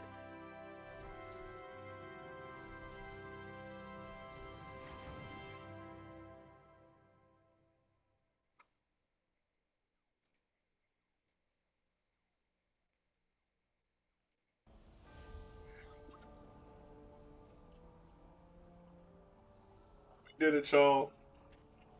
We made it. We hit that 100%. See, what's in this gallery? Oh, that boy looking majestic.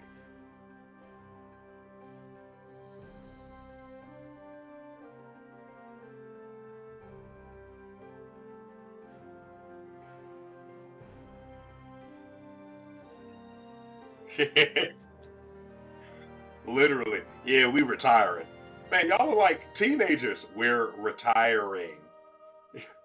Don't ask us for shit.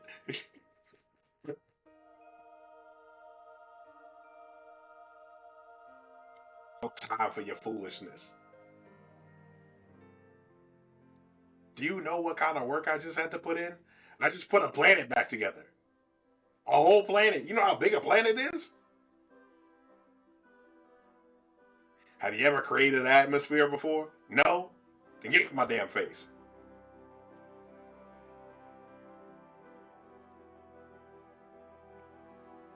Yeah, I'll take a remake for this game. I'll definitely take a remake. Hey, appreciate the like and the share. Appreciate that. Rigel.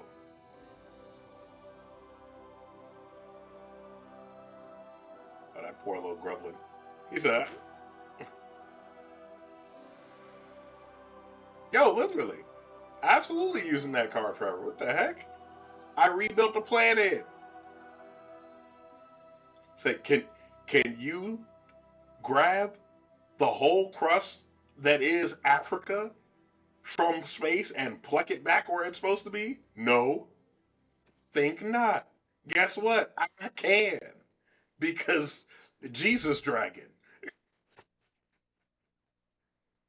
literally plunged to the center of the earth and put it back together.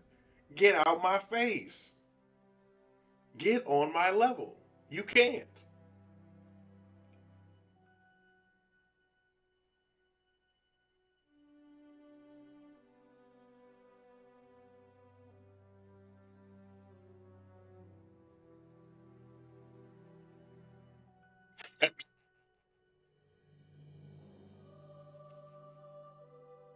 It's Tuesday. Come on now. That's old news.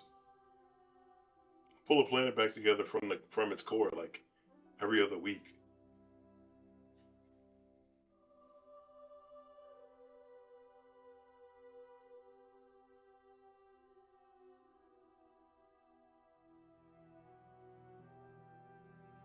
I feel like Cinder was looking like a chicken in some of that some of the little concept art.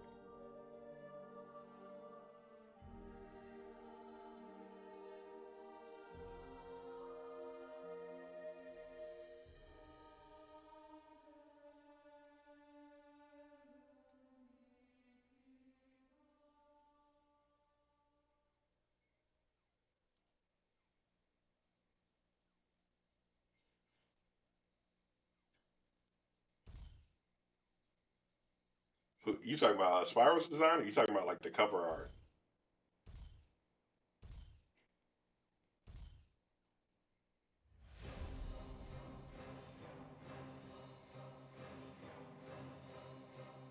Oh, you talking about Cinder's? Cinder's gallery was weak. Yeah, I'm surprised that they didn't put her new beginning design in the little concept art because they're being all extra slender and pointy. Like that's cool. That's really cool.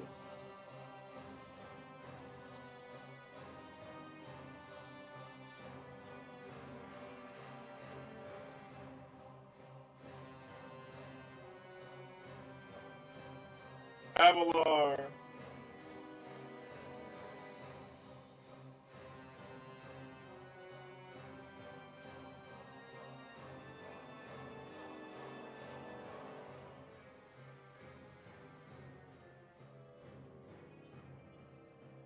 Honestly, I wish they would put this in here like slideshow style, where you could just scroll through at your leisure instead of making like a little mini video. Like, y'all don't know what I want to zoom in on.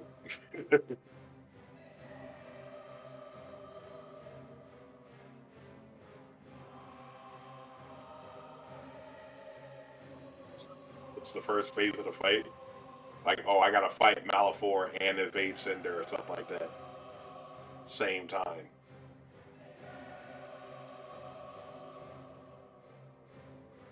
Let Sparks come out of nowhere. Let Sparks be the one to snap Cinder out of it. And that's character progression right there. Said, man, we hated each other. But guess what? Cinder, you changed. You became good. You need to snap out of this. And she gonna be like, oh shit. Sparks is telling me this? You know what? You right. Let me snap out of it real quick. Because Sparks, that's her man's brother. That's her brother-in-law.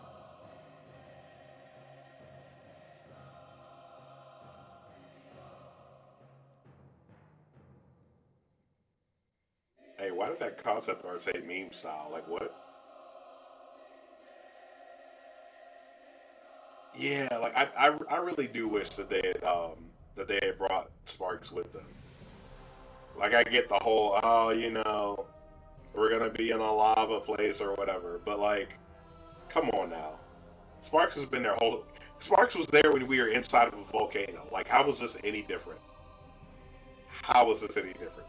I need somebody to explain it.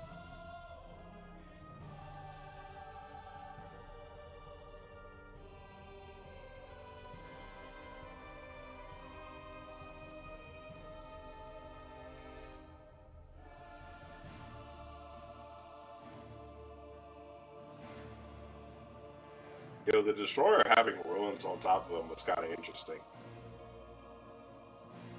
I feel like that's one of those things that makes you think, oh dang, he's really been close to the surface this whole time, just dormant. He's close enough to the surface that like civilization was built on top of him at some point in time.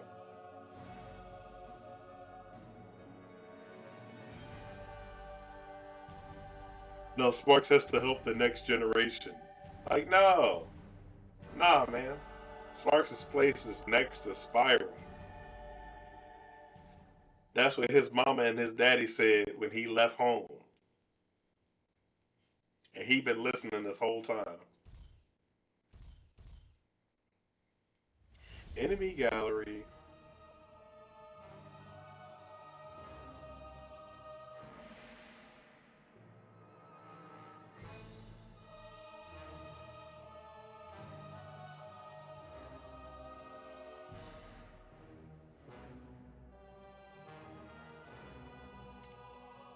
I would have liked some more monkeys.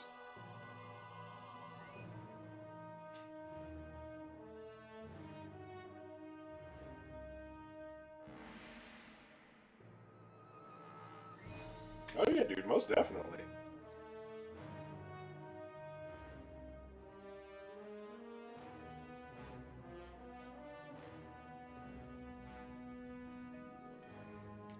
I'm cool with there being more monkeys in this game as long as there weren't any pirates.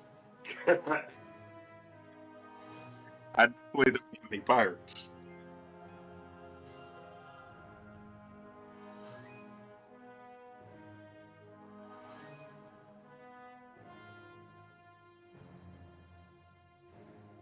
Okay, I feel like the coolest thing with this game, as far like lore wise, was literally like the Dragon City.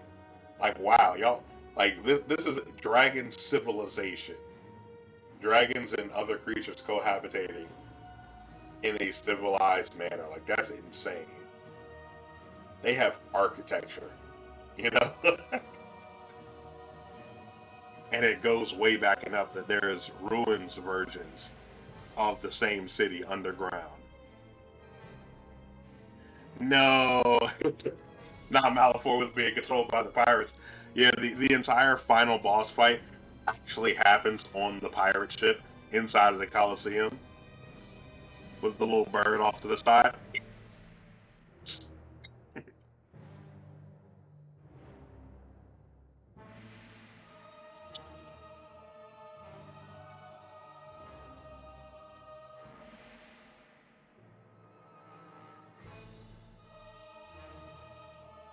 I could be crying laughing because I'm like, why? Why are these characters? I need to know why these are characters that speak. Hey, the birds had more presence in Eternal Night than Malfoy does in Dawn of the Dragon. Tell me I'm wrong. Tell me I'm wrong.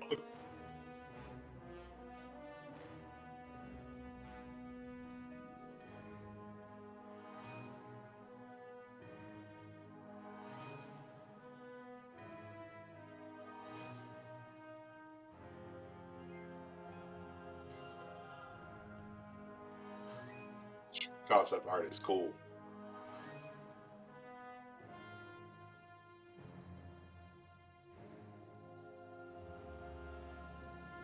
Hey, yo, Sergeant Bird would have been fantastic in this game. Absolutely fantastic. Matter of fact, they should have put Sergeant Bird in the second game of the Coliseum first, and then have him make a return in this one.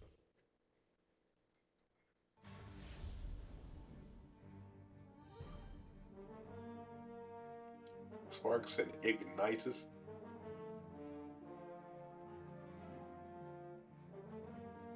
Hey, that version of Terrador looked bulky as hell. That was cool.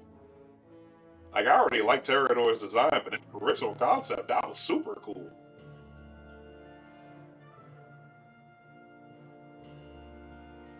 It's Hunter Random Bird. Who's that? It's the random seer dude, I guess. The chronicler.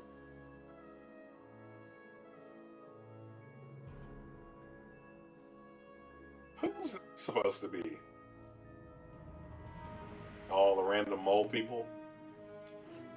Oh, please help! Help! Help us! There's a fire! Oh! I need help reloading!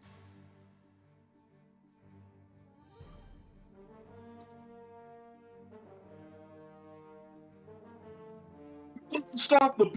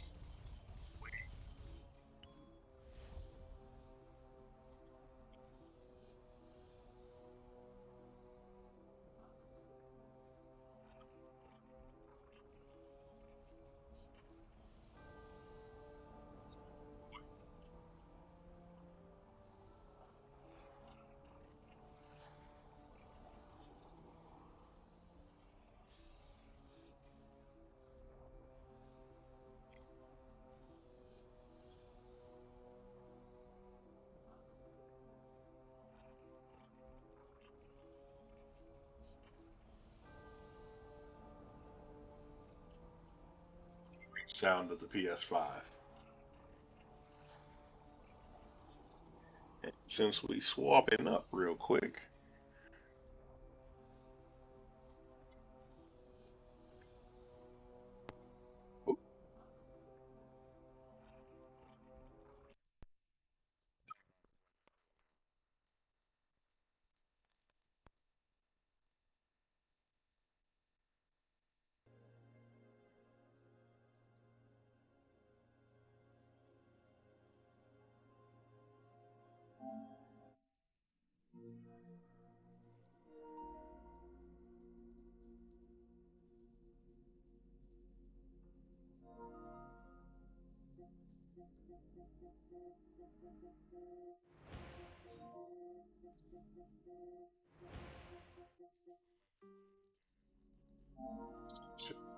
on some good old Mega Man.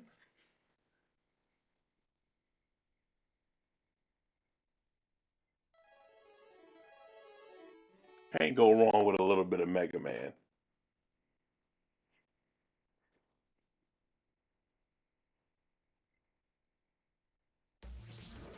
Mega Man X. Legacy.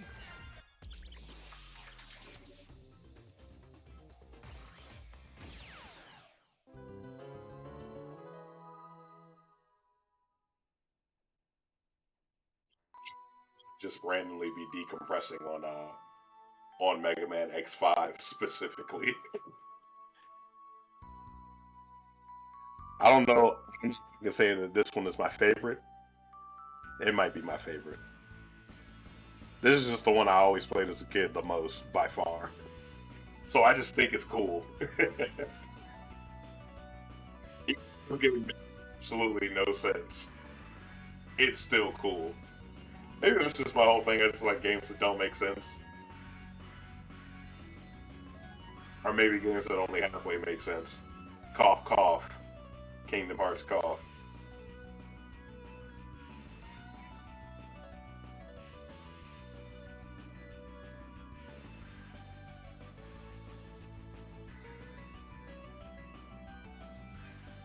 Do, do, do, do, do, do.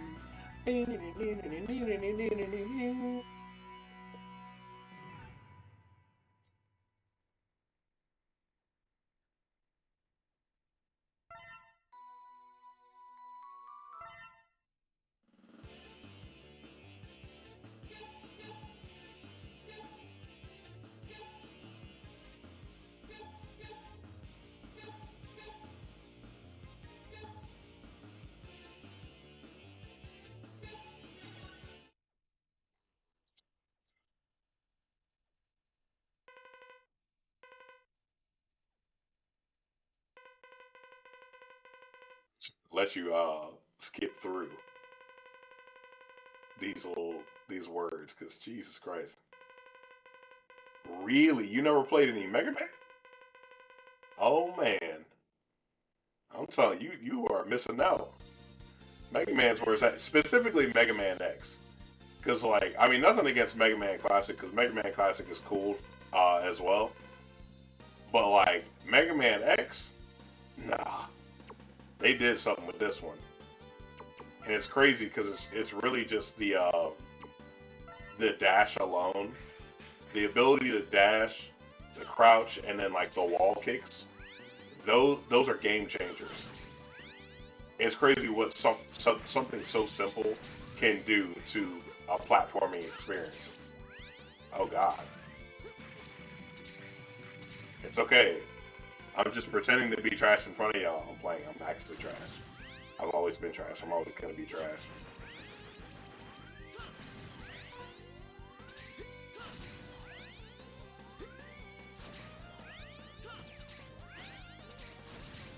Be nice if I was good. Oh, hey, see, it's never too late to get into it because you know they got the legacy collections where they have all of Mega Man across two different games. They have all of Mega Man X across two different games. I think they have ZX as well. Although I've never played the ZX games personally.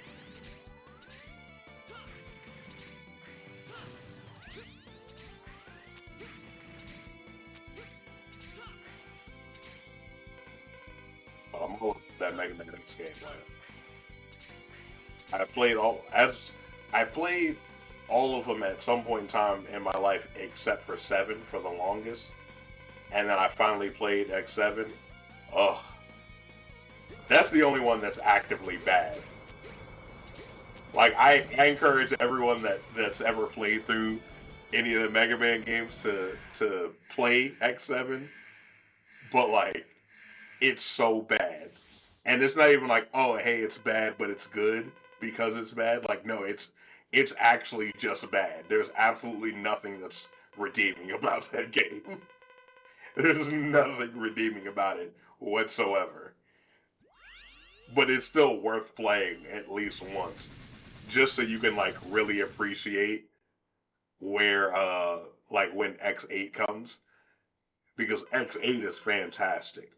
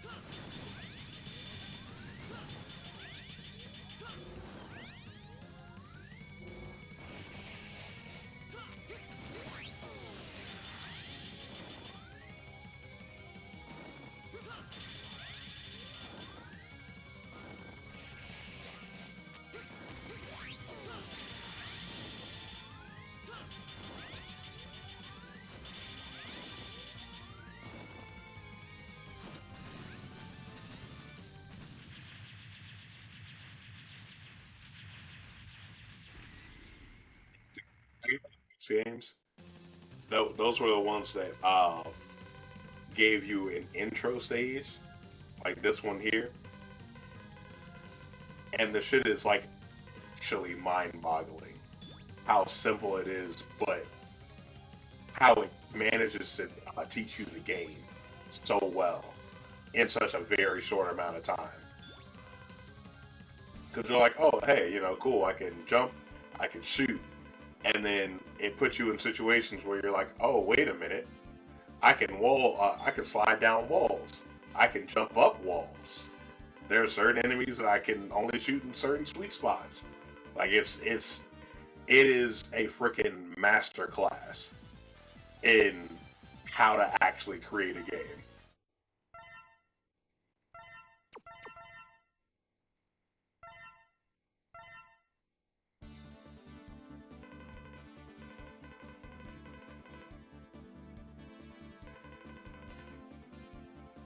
Oh, the thing that sucks though with this one compared to like the original PS2 release, um they changed the names of all the bosses for the Legacy Collection release.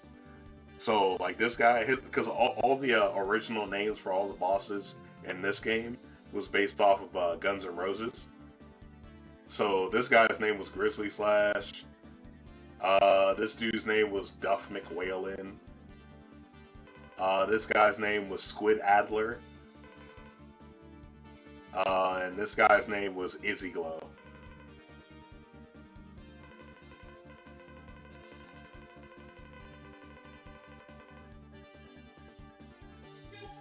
And then this one's name was the Skyver, Axel the Red, Dark Dizzy, and Trex.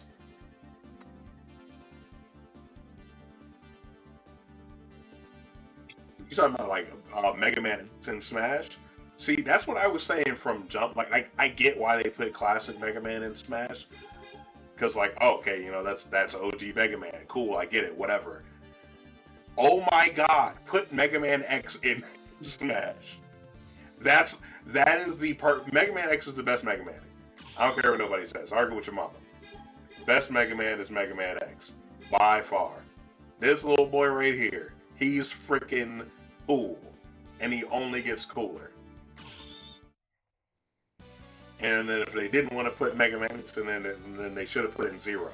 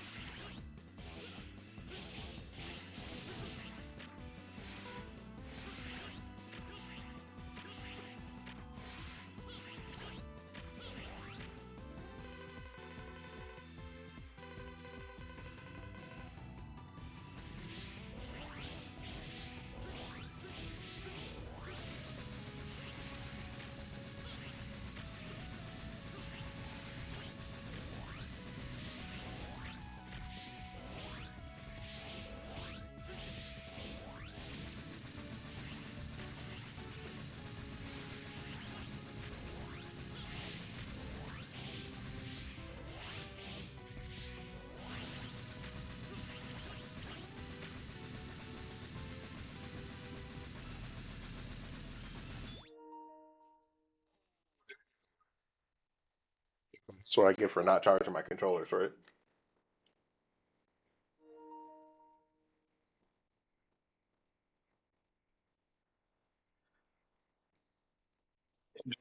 It's just the superior Mega Man. 100% the superior Mega Man. And literally the entire version of putting him in there, it's definitely just, oh, hey, you know, Mega Man is iconic. We got to put in OG Mega Man. I don't even know why I was trying to fight that thing when I know I don't have to. Whee!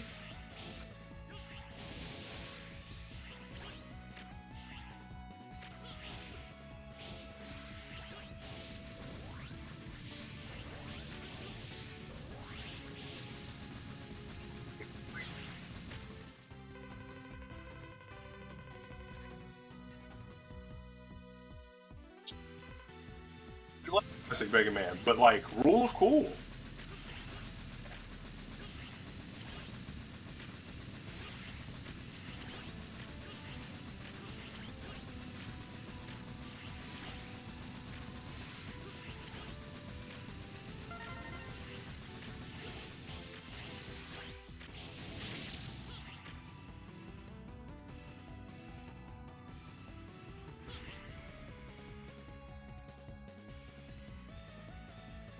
It's a whole bunch of armors too, because like the full on blue, like that's you know that's butt naked X as I affectionately refer to him as. But then like the armor that I started off with in that first level, the little tutorial level, that is actually called the fourth armor, which is the armor that you build in Mega Man X4. Because in Mega Man X through X4, there's only one armor that you get throughout the game, and that one is like you as you play the game or whatever, you you get to put the pieces on like one by one, and then use them, and it's cool. X5 is the first one where there's two armors, and you need to collect the entire set before you can use it. Which personally, I'm fine with that. I'm perfectly fine with that. But a lot of people beef with that.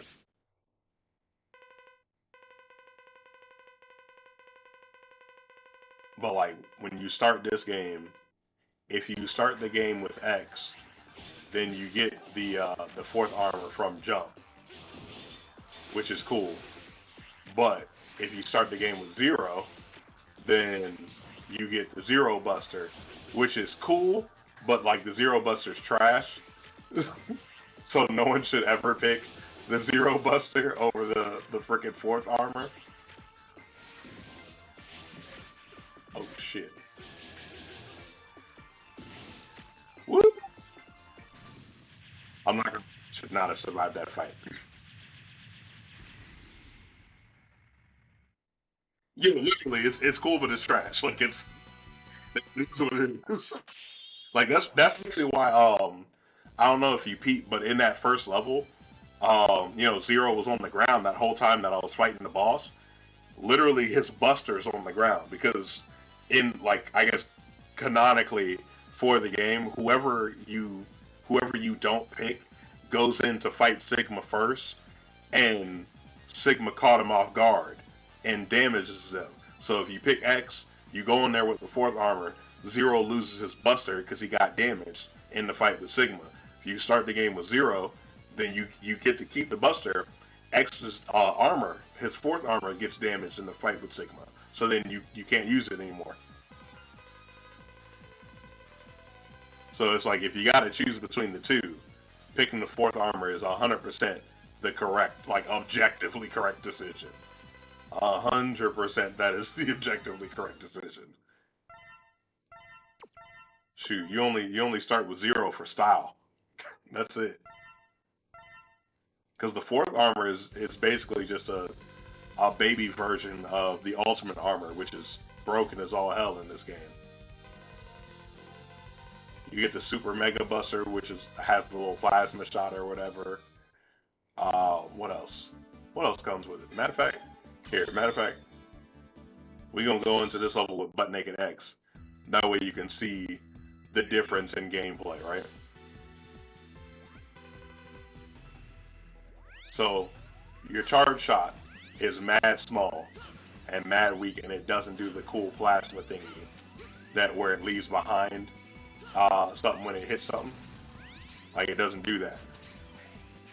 And like you can dash regularly, but you cannot dash mid-air with X, with regular old butt naked X.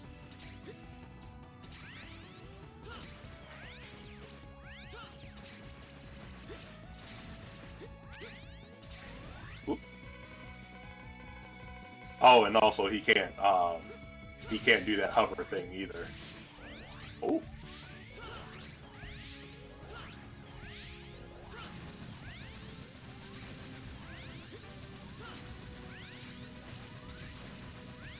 And it's not like, you know, the game's unplayable or anything like that with butt naked X, but oh my god, is it harder. Ouch. It is significantly harder. Which, fun fact, the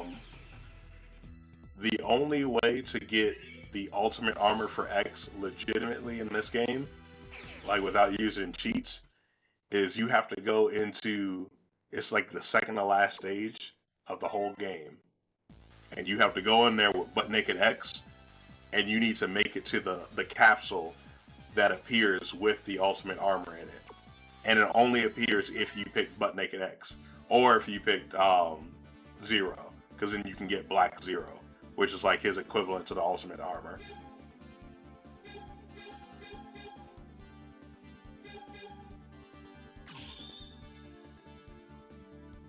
Oh yeah, no, it's definitely rough.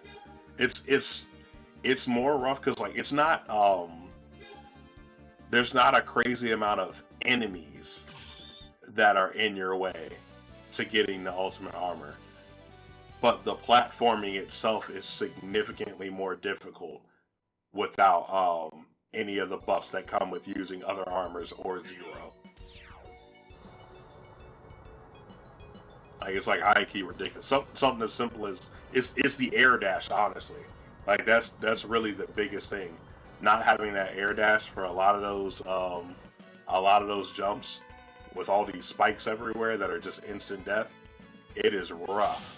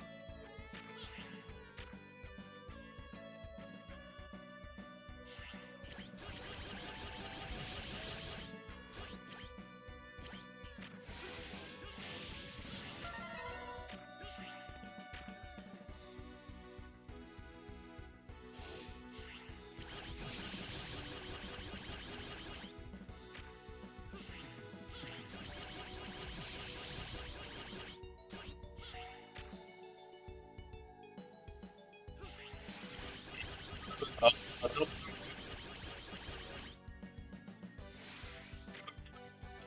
reason for the long hair is just because it looks cool. That is it. Rule of cool. This whole game is just rule of cool.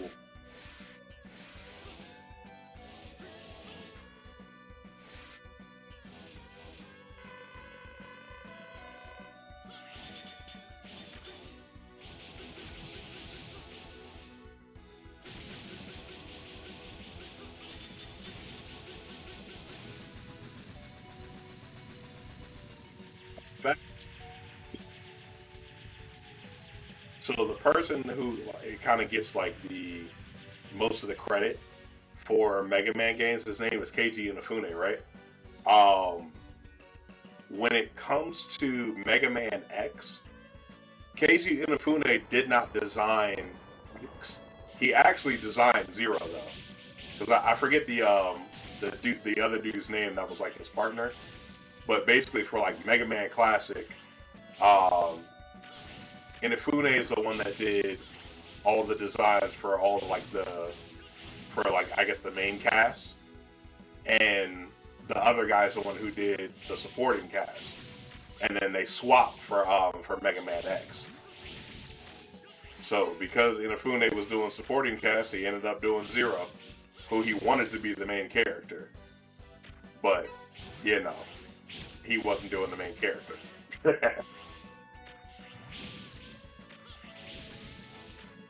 So yeah, I assume that the other like part behind it is that he's supposed to kind of remind you of Proto Man a bit from Mega Man Classic. And Proto Man was red and he had a yellow scarf. At least that's how I always rationalized it.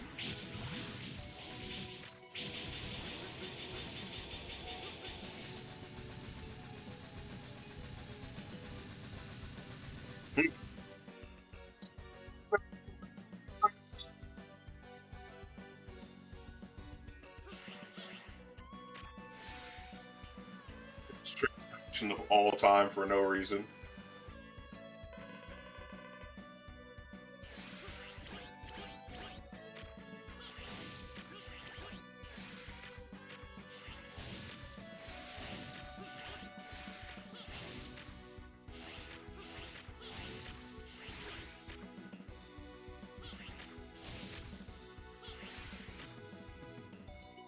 It's crazy because like in that area where you got to be butt naked X, it's really like stuff like this where it'll be spikes, but there'll be spikes on the bottom and on the top, and that is so insanely difficult to get through without dying with no air dash.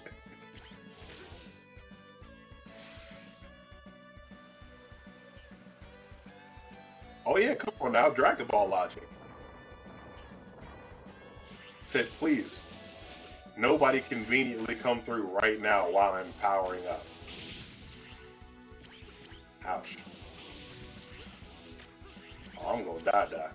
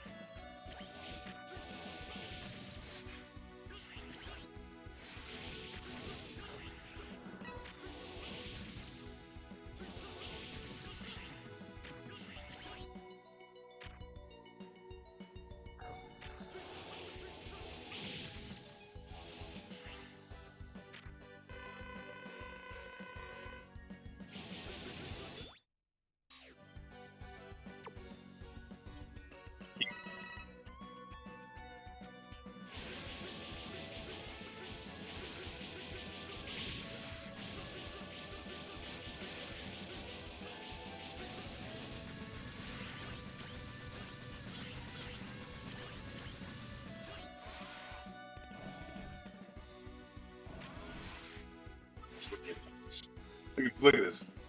This is the best part right here. Dash through, and the hair keeps whipping.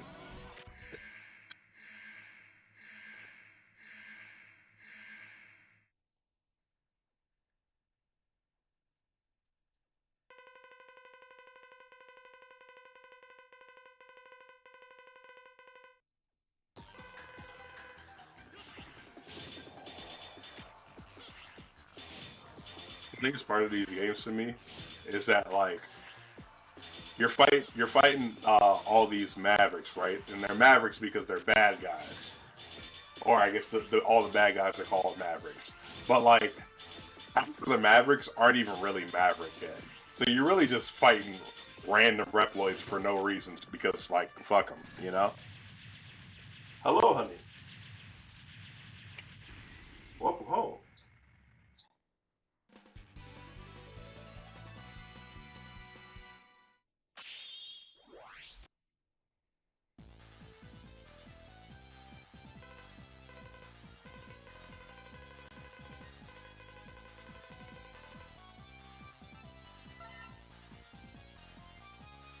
See, I think the whole concept of just fuck them, like you're fighting them because fuck them, is the worst in Mega Man X4.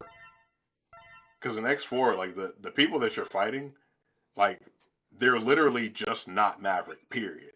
Like they're just blatantly not Maverick. They're just a whole separate force of people. They're called Rebel Force. Whole completely separate group of people, and they were working with the Maverick Hunters for the longest, but basically they ended up kind of getting framed. So in the public eye, they've become Maverick, even though they aren't Maverick even slightly. And then like Mega Man is like, oh hey, you know, come in real quick and submit to like questioning and stuff like that. That way we can get past this. And they're like, no, we're not going to submit to questioning. And then they just run off. So then because they just ran off, up now, yep, y'all are Mavericks and we're just going to kill your ranks. Like, what? Like, we were just working together. I don't understand. It's absolutely insane.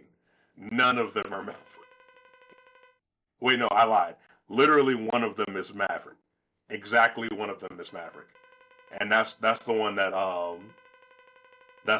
like basically framed the whole organization. He's the only one that's Maverick. Whee!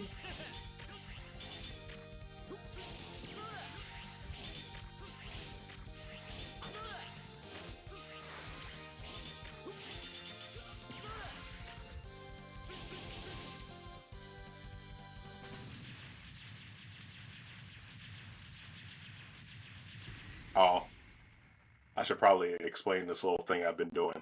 So, you can do this cheeky little thing with Zero in this game where normally, his 3-hit slash attack or whatever, it'll cause the boss to get iframes, but perpetually doing the first attack of it does not allow the boss to get any iframes. So you can like attack and dash cancel the attack over and over again, and then just completely decimate bosses' health bars. Just entirely decimate them.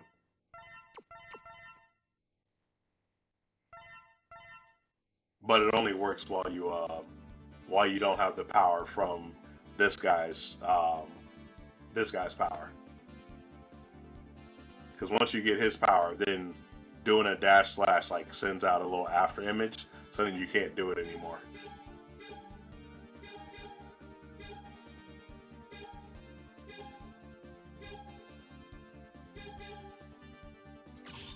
We are actually going to go back in here with X first. Because we want to get the collectibles. Trying to get that armor piece.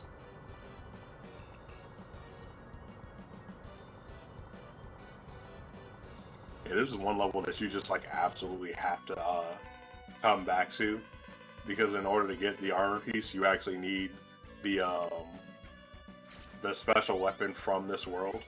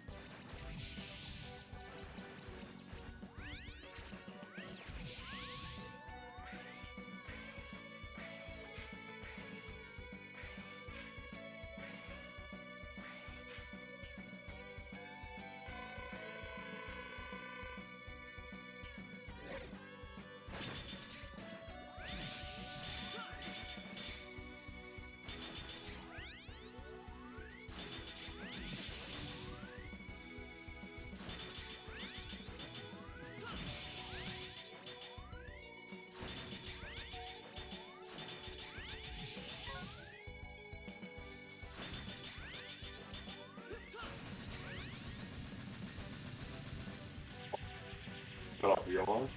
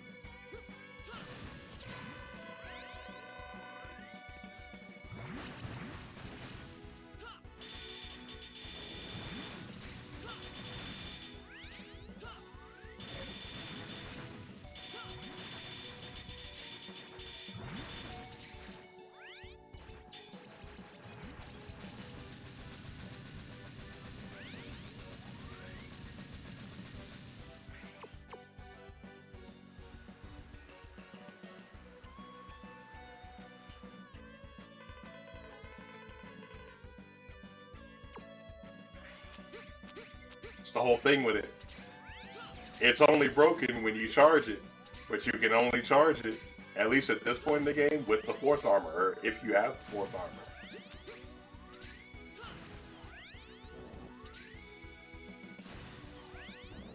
Because what is it? The fourth armor. Matter of fact, yeah, the fourth armor and the ultimate armor are the only armors in the game that can do the charge attack.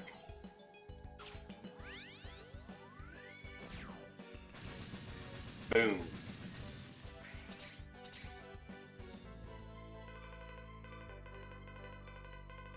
Otherwise, you're just stuck with the tiny little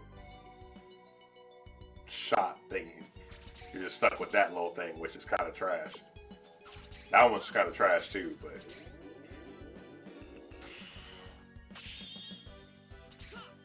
boom.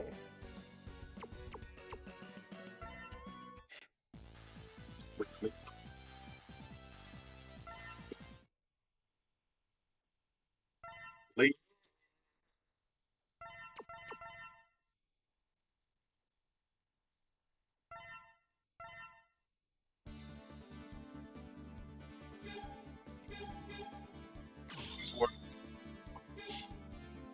Hope you're ready to watch me struggle.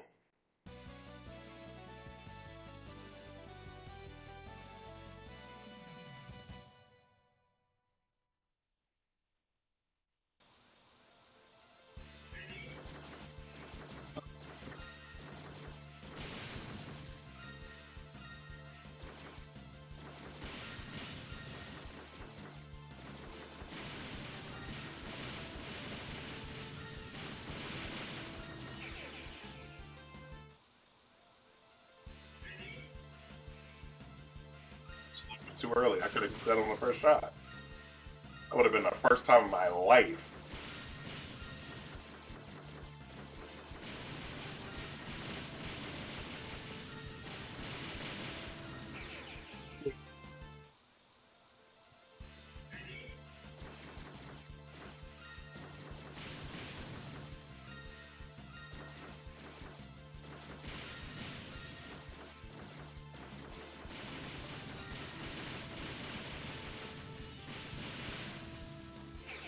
So I'm just gonna die. That's fine.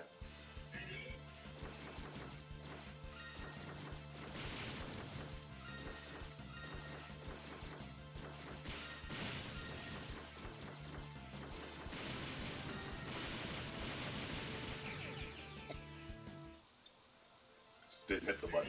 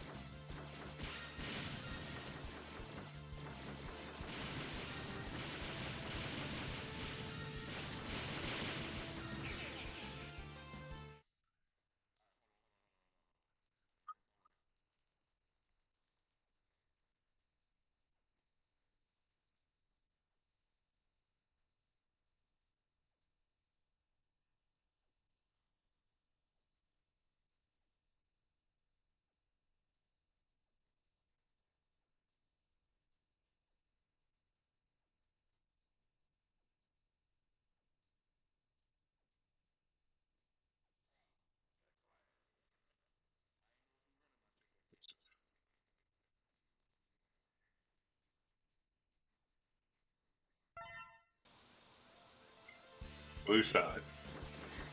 Okay. When did you get your cootie shot? Oh, oh, am I stupid? It's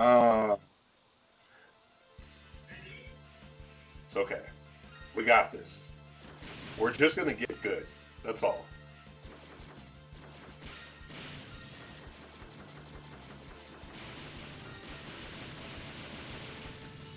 Oh my gosh. I cannot believe. I cannot believe I missed the one in the middle.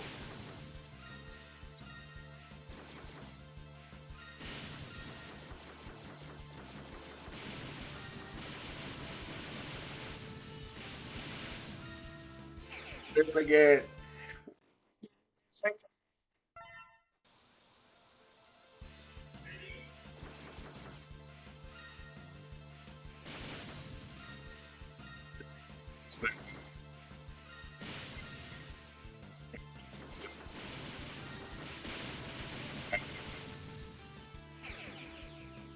It's again.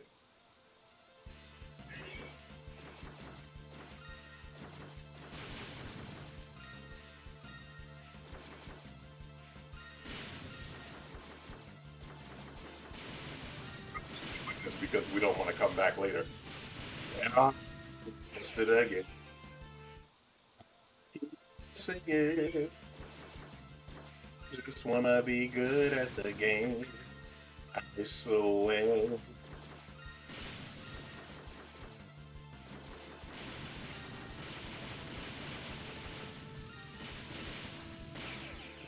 Son of a bitch. Uh,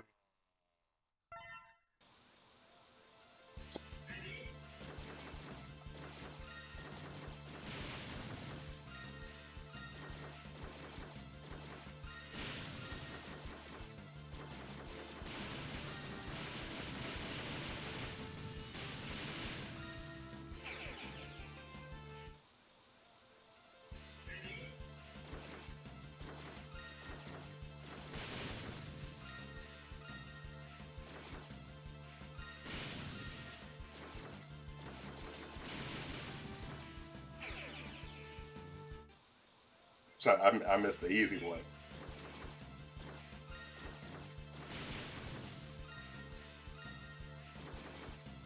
Hey, you want an ultimate drinking game? Play this level. Take a shot every time you die. Every time you die. See how quickly you go to the hospital.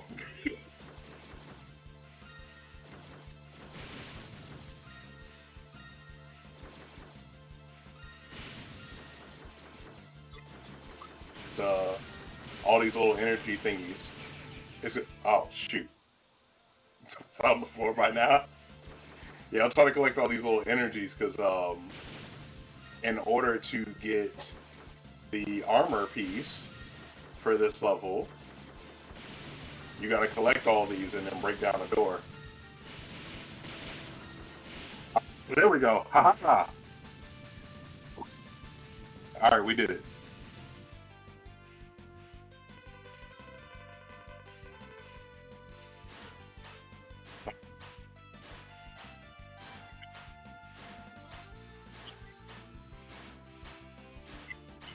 Welcome to the stream. We did.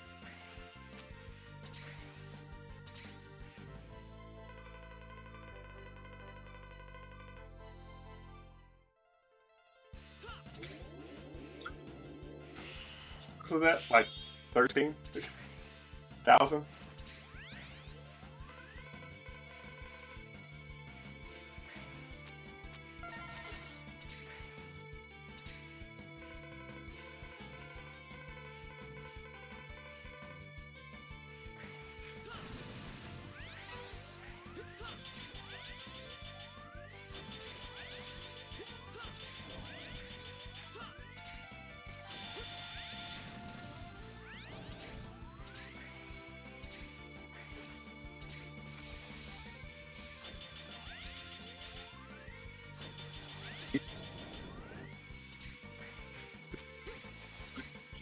Will give you such a crick in the neck.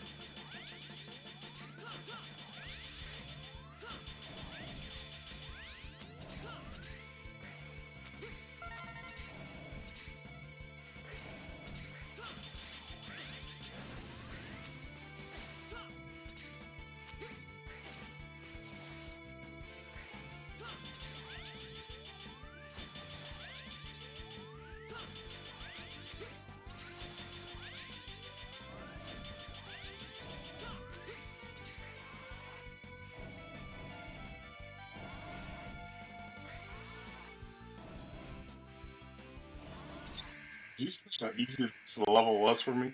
It's just, it's just that first little part. It's just that first part. Once you do that, the rest of it makes no difference. You know, like, this dude doesn't even go Maverick until like the end of the conversation, and he's just like, "Oh, hey X, you never come by and say anything," and X is just like, "Oh, hey, yeah, you killed your best friend, my bad," because he turned Maverick, and that's what Maverick hunters do. This guy's like, "Oh yeah, man, you can have whatever you want, but I'm going Maverick." Yeah.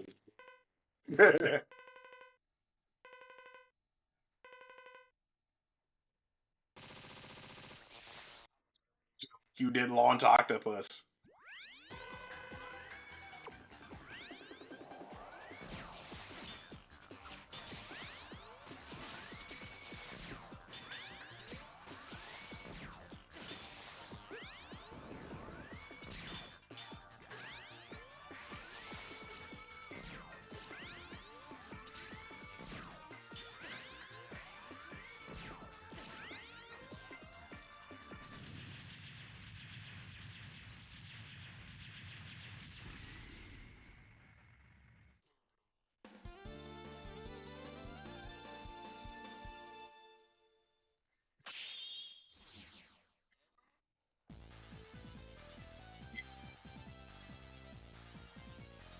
That's all.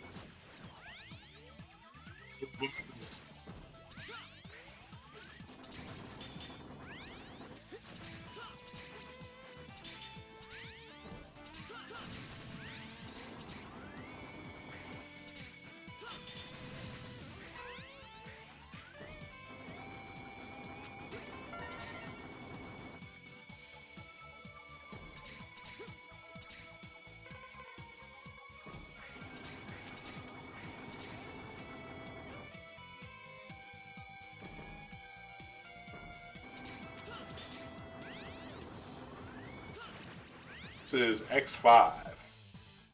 Mega Man X5. I cannot read what that says. It looks like it says Park Yard. I'm gonna call you Park Yard.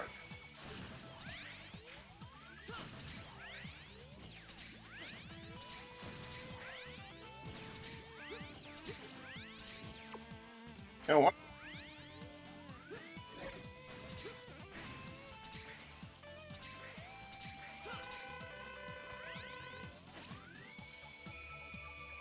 Fantastic. That's why this is literally just my like decompress and chill game.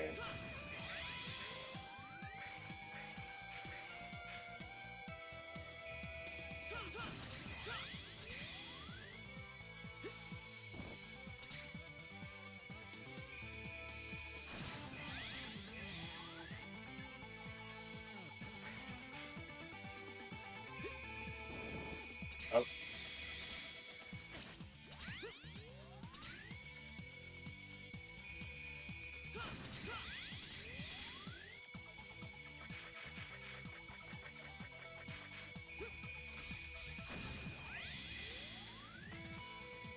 to get on these little ropes.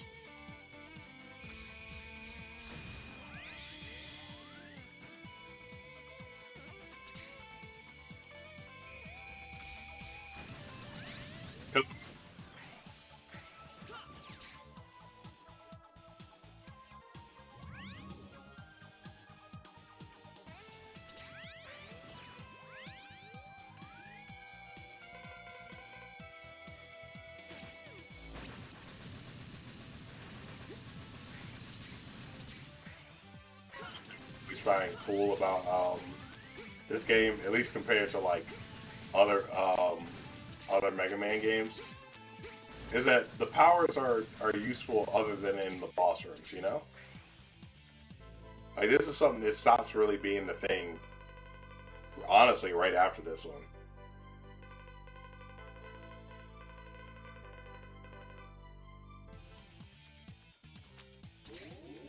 which is something I really appreciate about the Mega Man X8 D-Make, which is it's like a fan project that that somebody created where they took Mega Man X8 and made show style like Mega Man X through X3.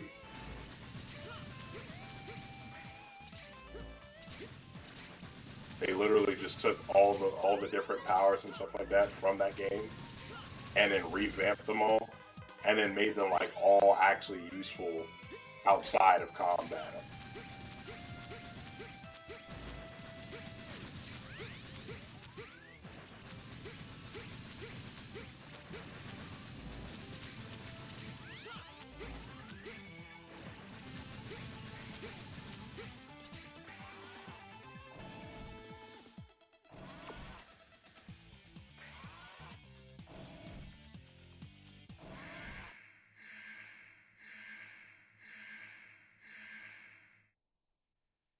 So they made it in that one so that the little boss weaknesses don't entirely shit on the boss like they do in like every other Mega Man X game. Cause like look at this boss weakness. Oh, super stun. Can't move. Can't do anything. Entirely trivializes all the fights. Like, oh, I see you wanted to do anything. Nope, because I have your weakness.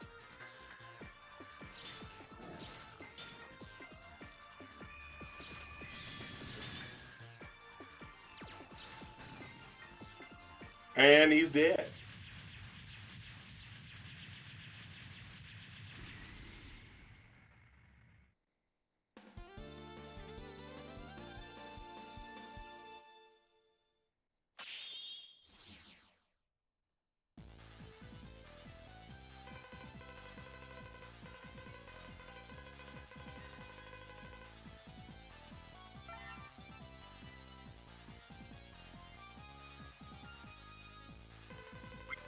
Falcon armor.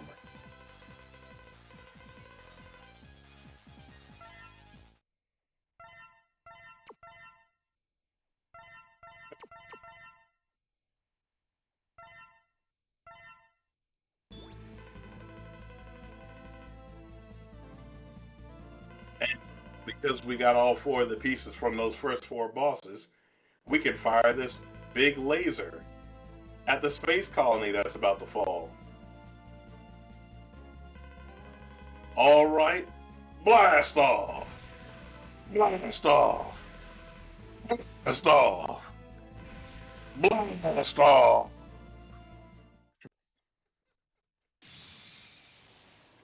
So why they did that? Like not the blast from different angles. You know what I mean? Oh no, we didn't fully take down the space colony. That means we need to go ahead and kamikaze this random space shuttle into the space colony and hopefully blow it up.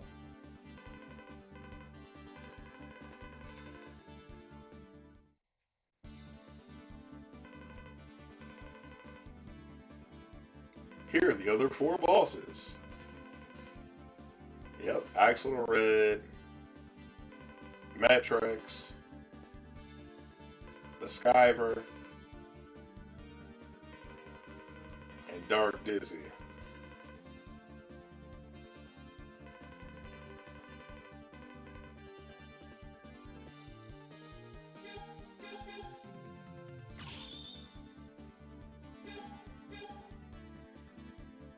See, and then this is the Falcon armor, the first armor set from this game.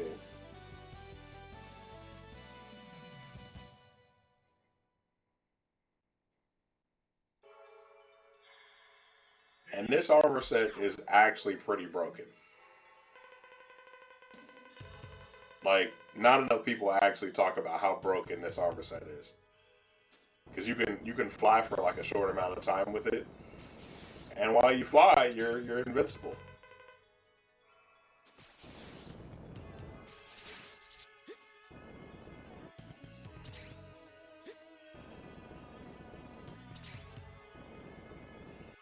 But like, if you know what you're doing, um, you could basically just fly throughout this entire level and not have to interact with any of the mechanics of this level. Like here, you're supposed to ride that. Just not going to.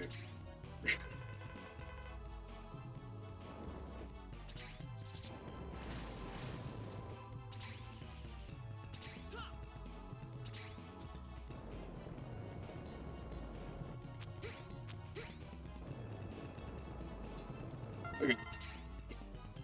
Secret, and that's the end. That's it. That's the end of the first part of this level. Completely bypassing that whole mechanic. Like you're supposed to just ride that little thing the whole way and dodge spikes and dodge enemies and stuff. Nope, I don't want to.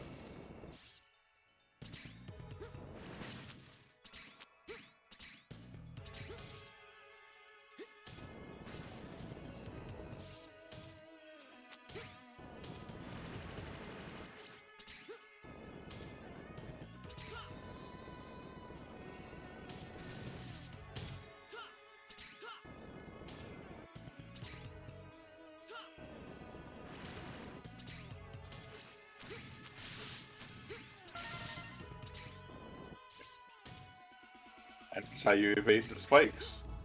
Right there. Get hit. Oh.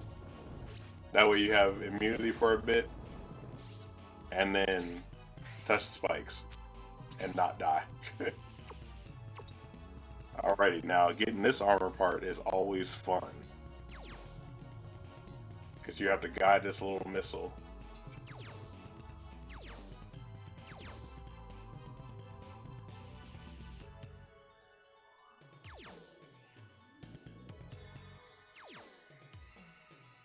Come on now.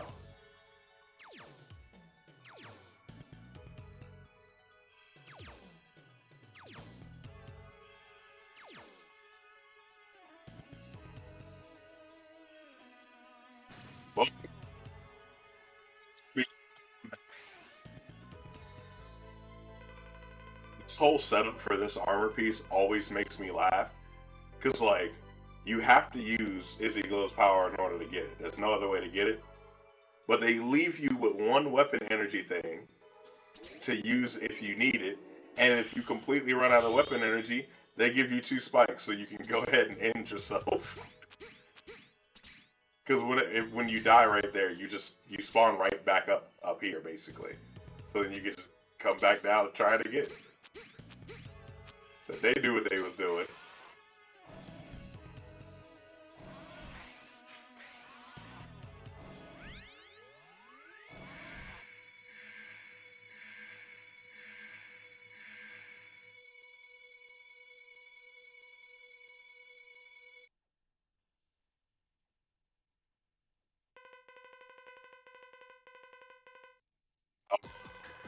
So actually, imagine.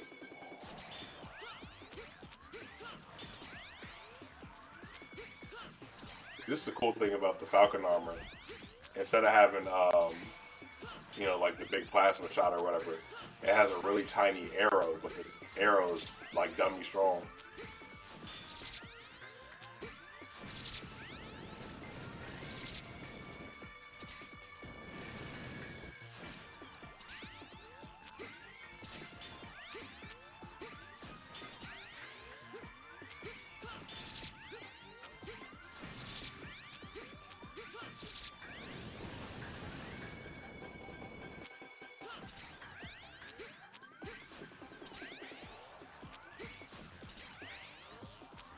Too bad I can't aim.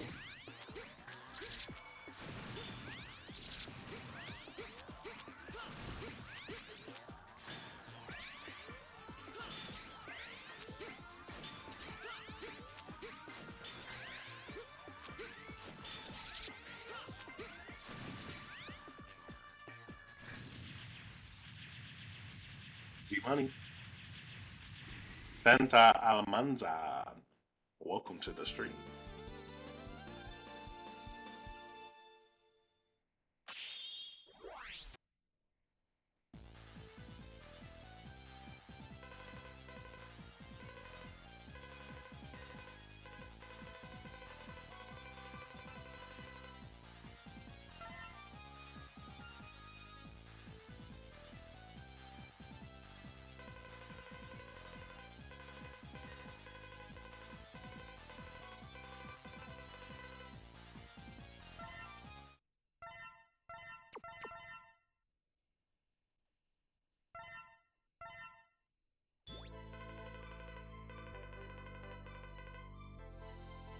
this is another cool mechanic of this one.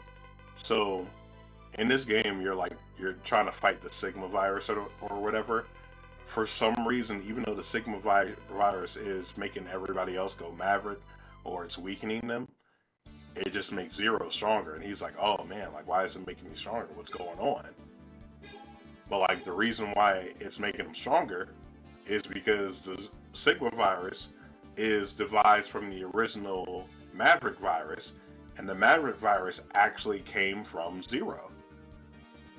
So every time the Sigma virus goes into him, it just makes him stronger because it's just giving him more of its original function.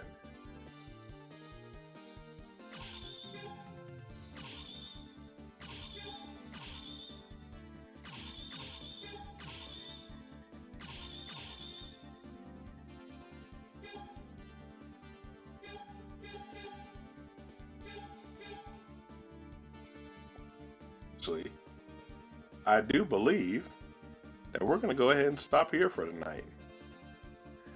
We managed to go ahead and make it all the way through Dawn of the Dragon, so we done finished out Spyro. We got a little bit of a cool down on with some Mega Man, just to decompress.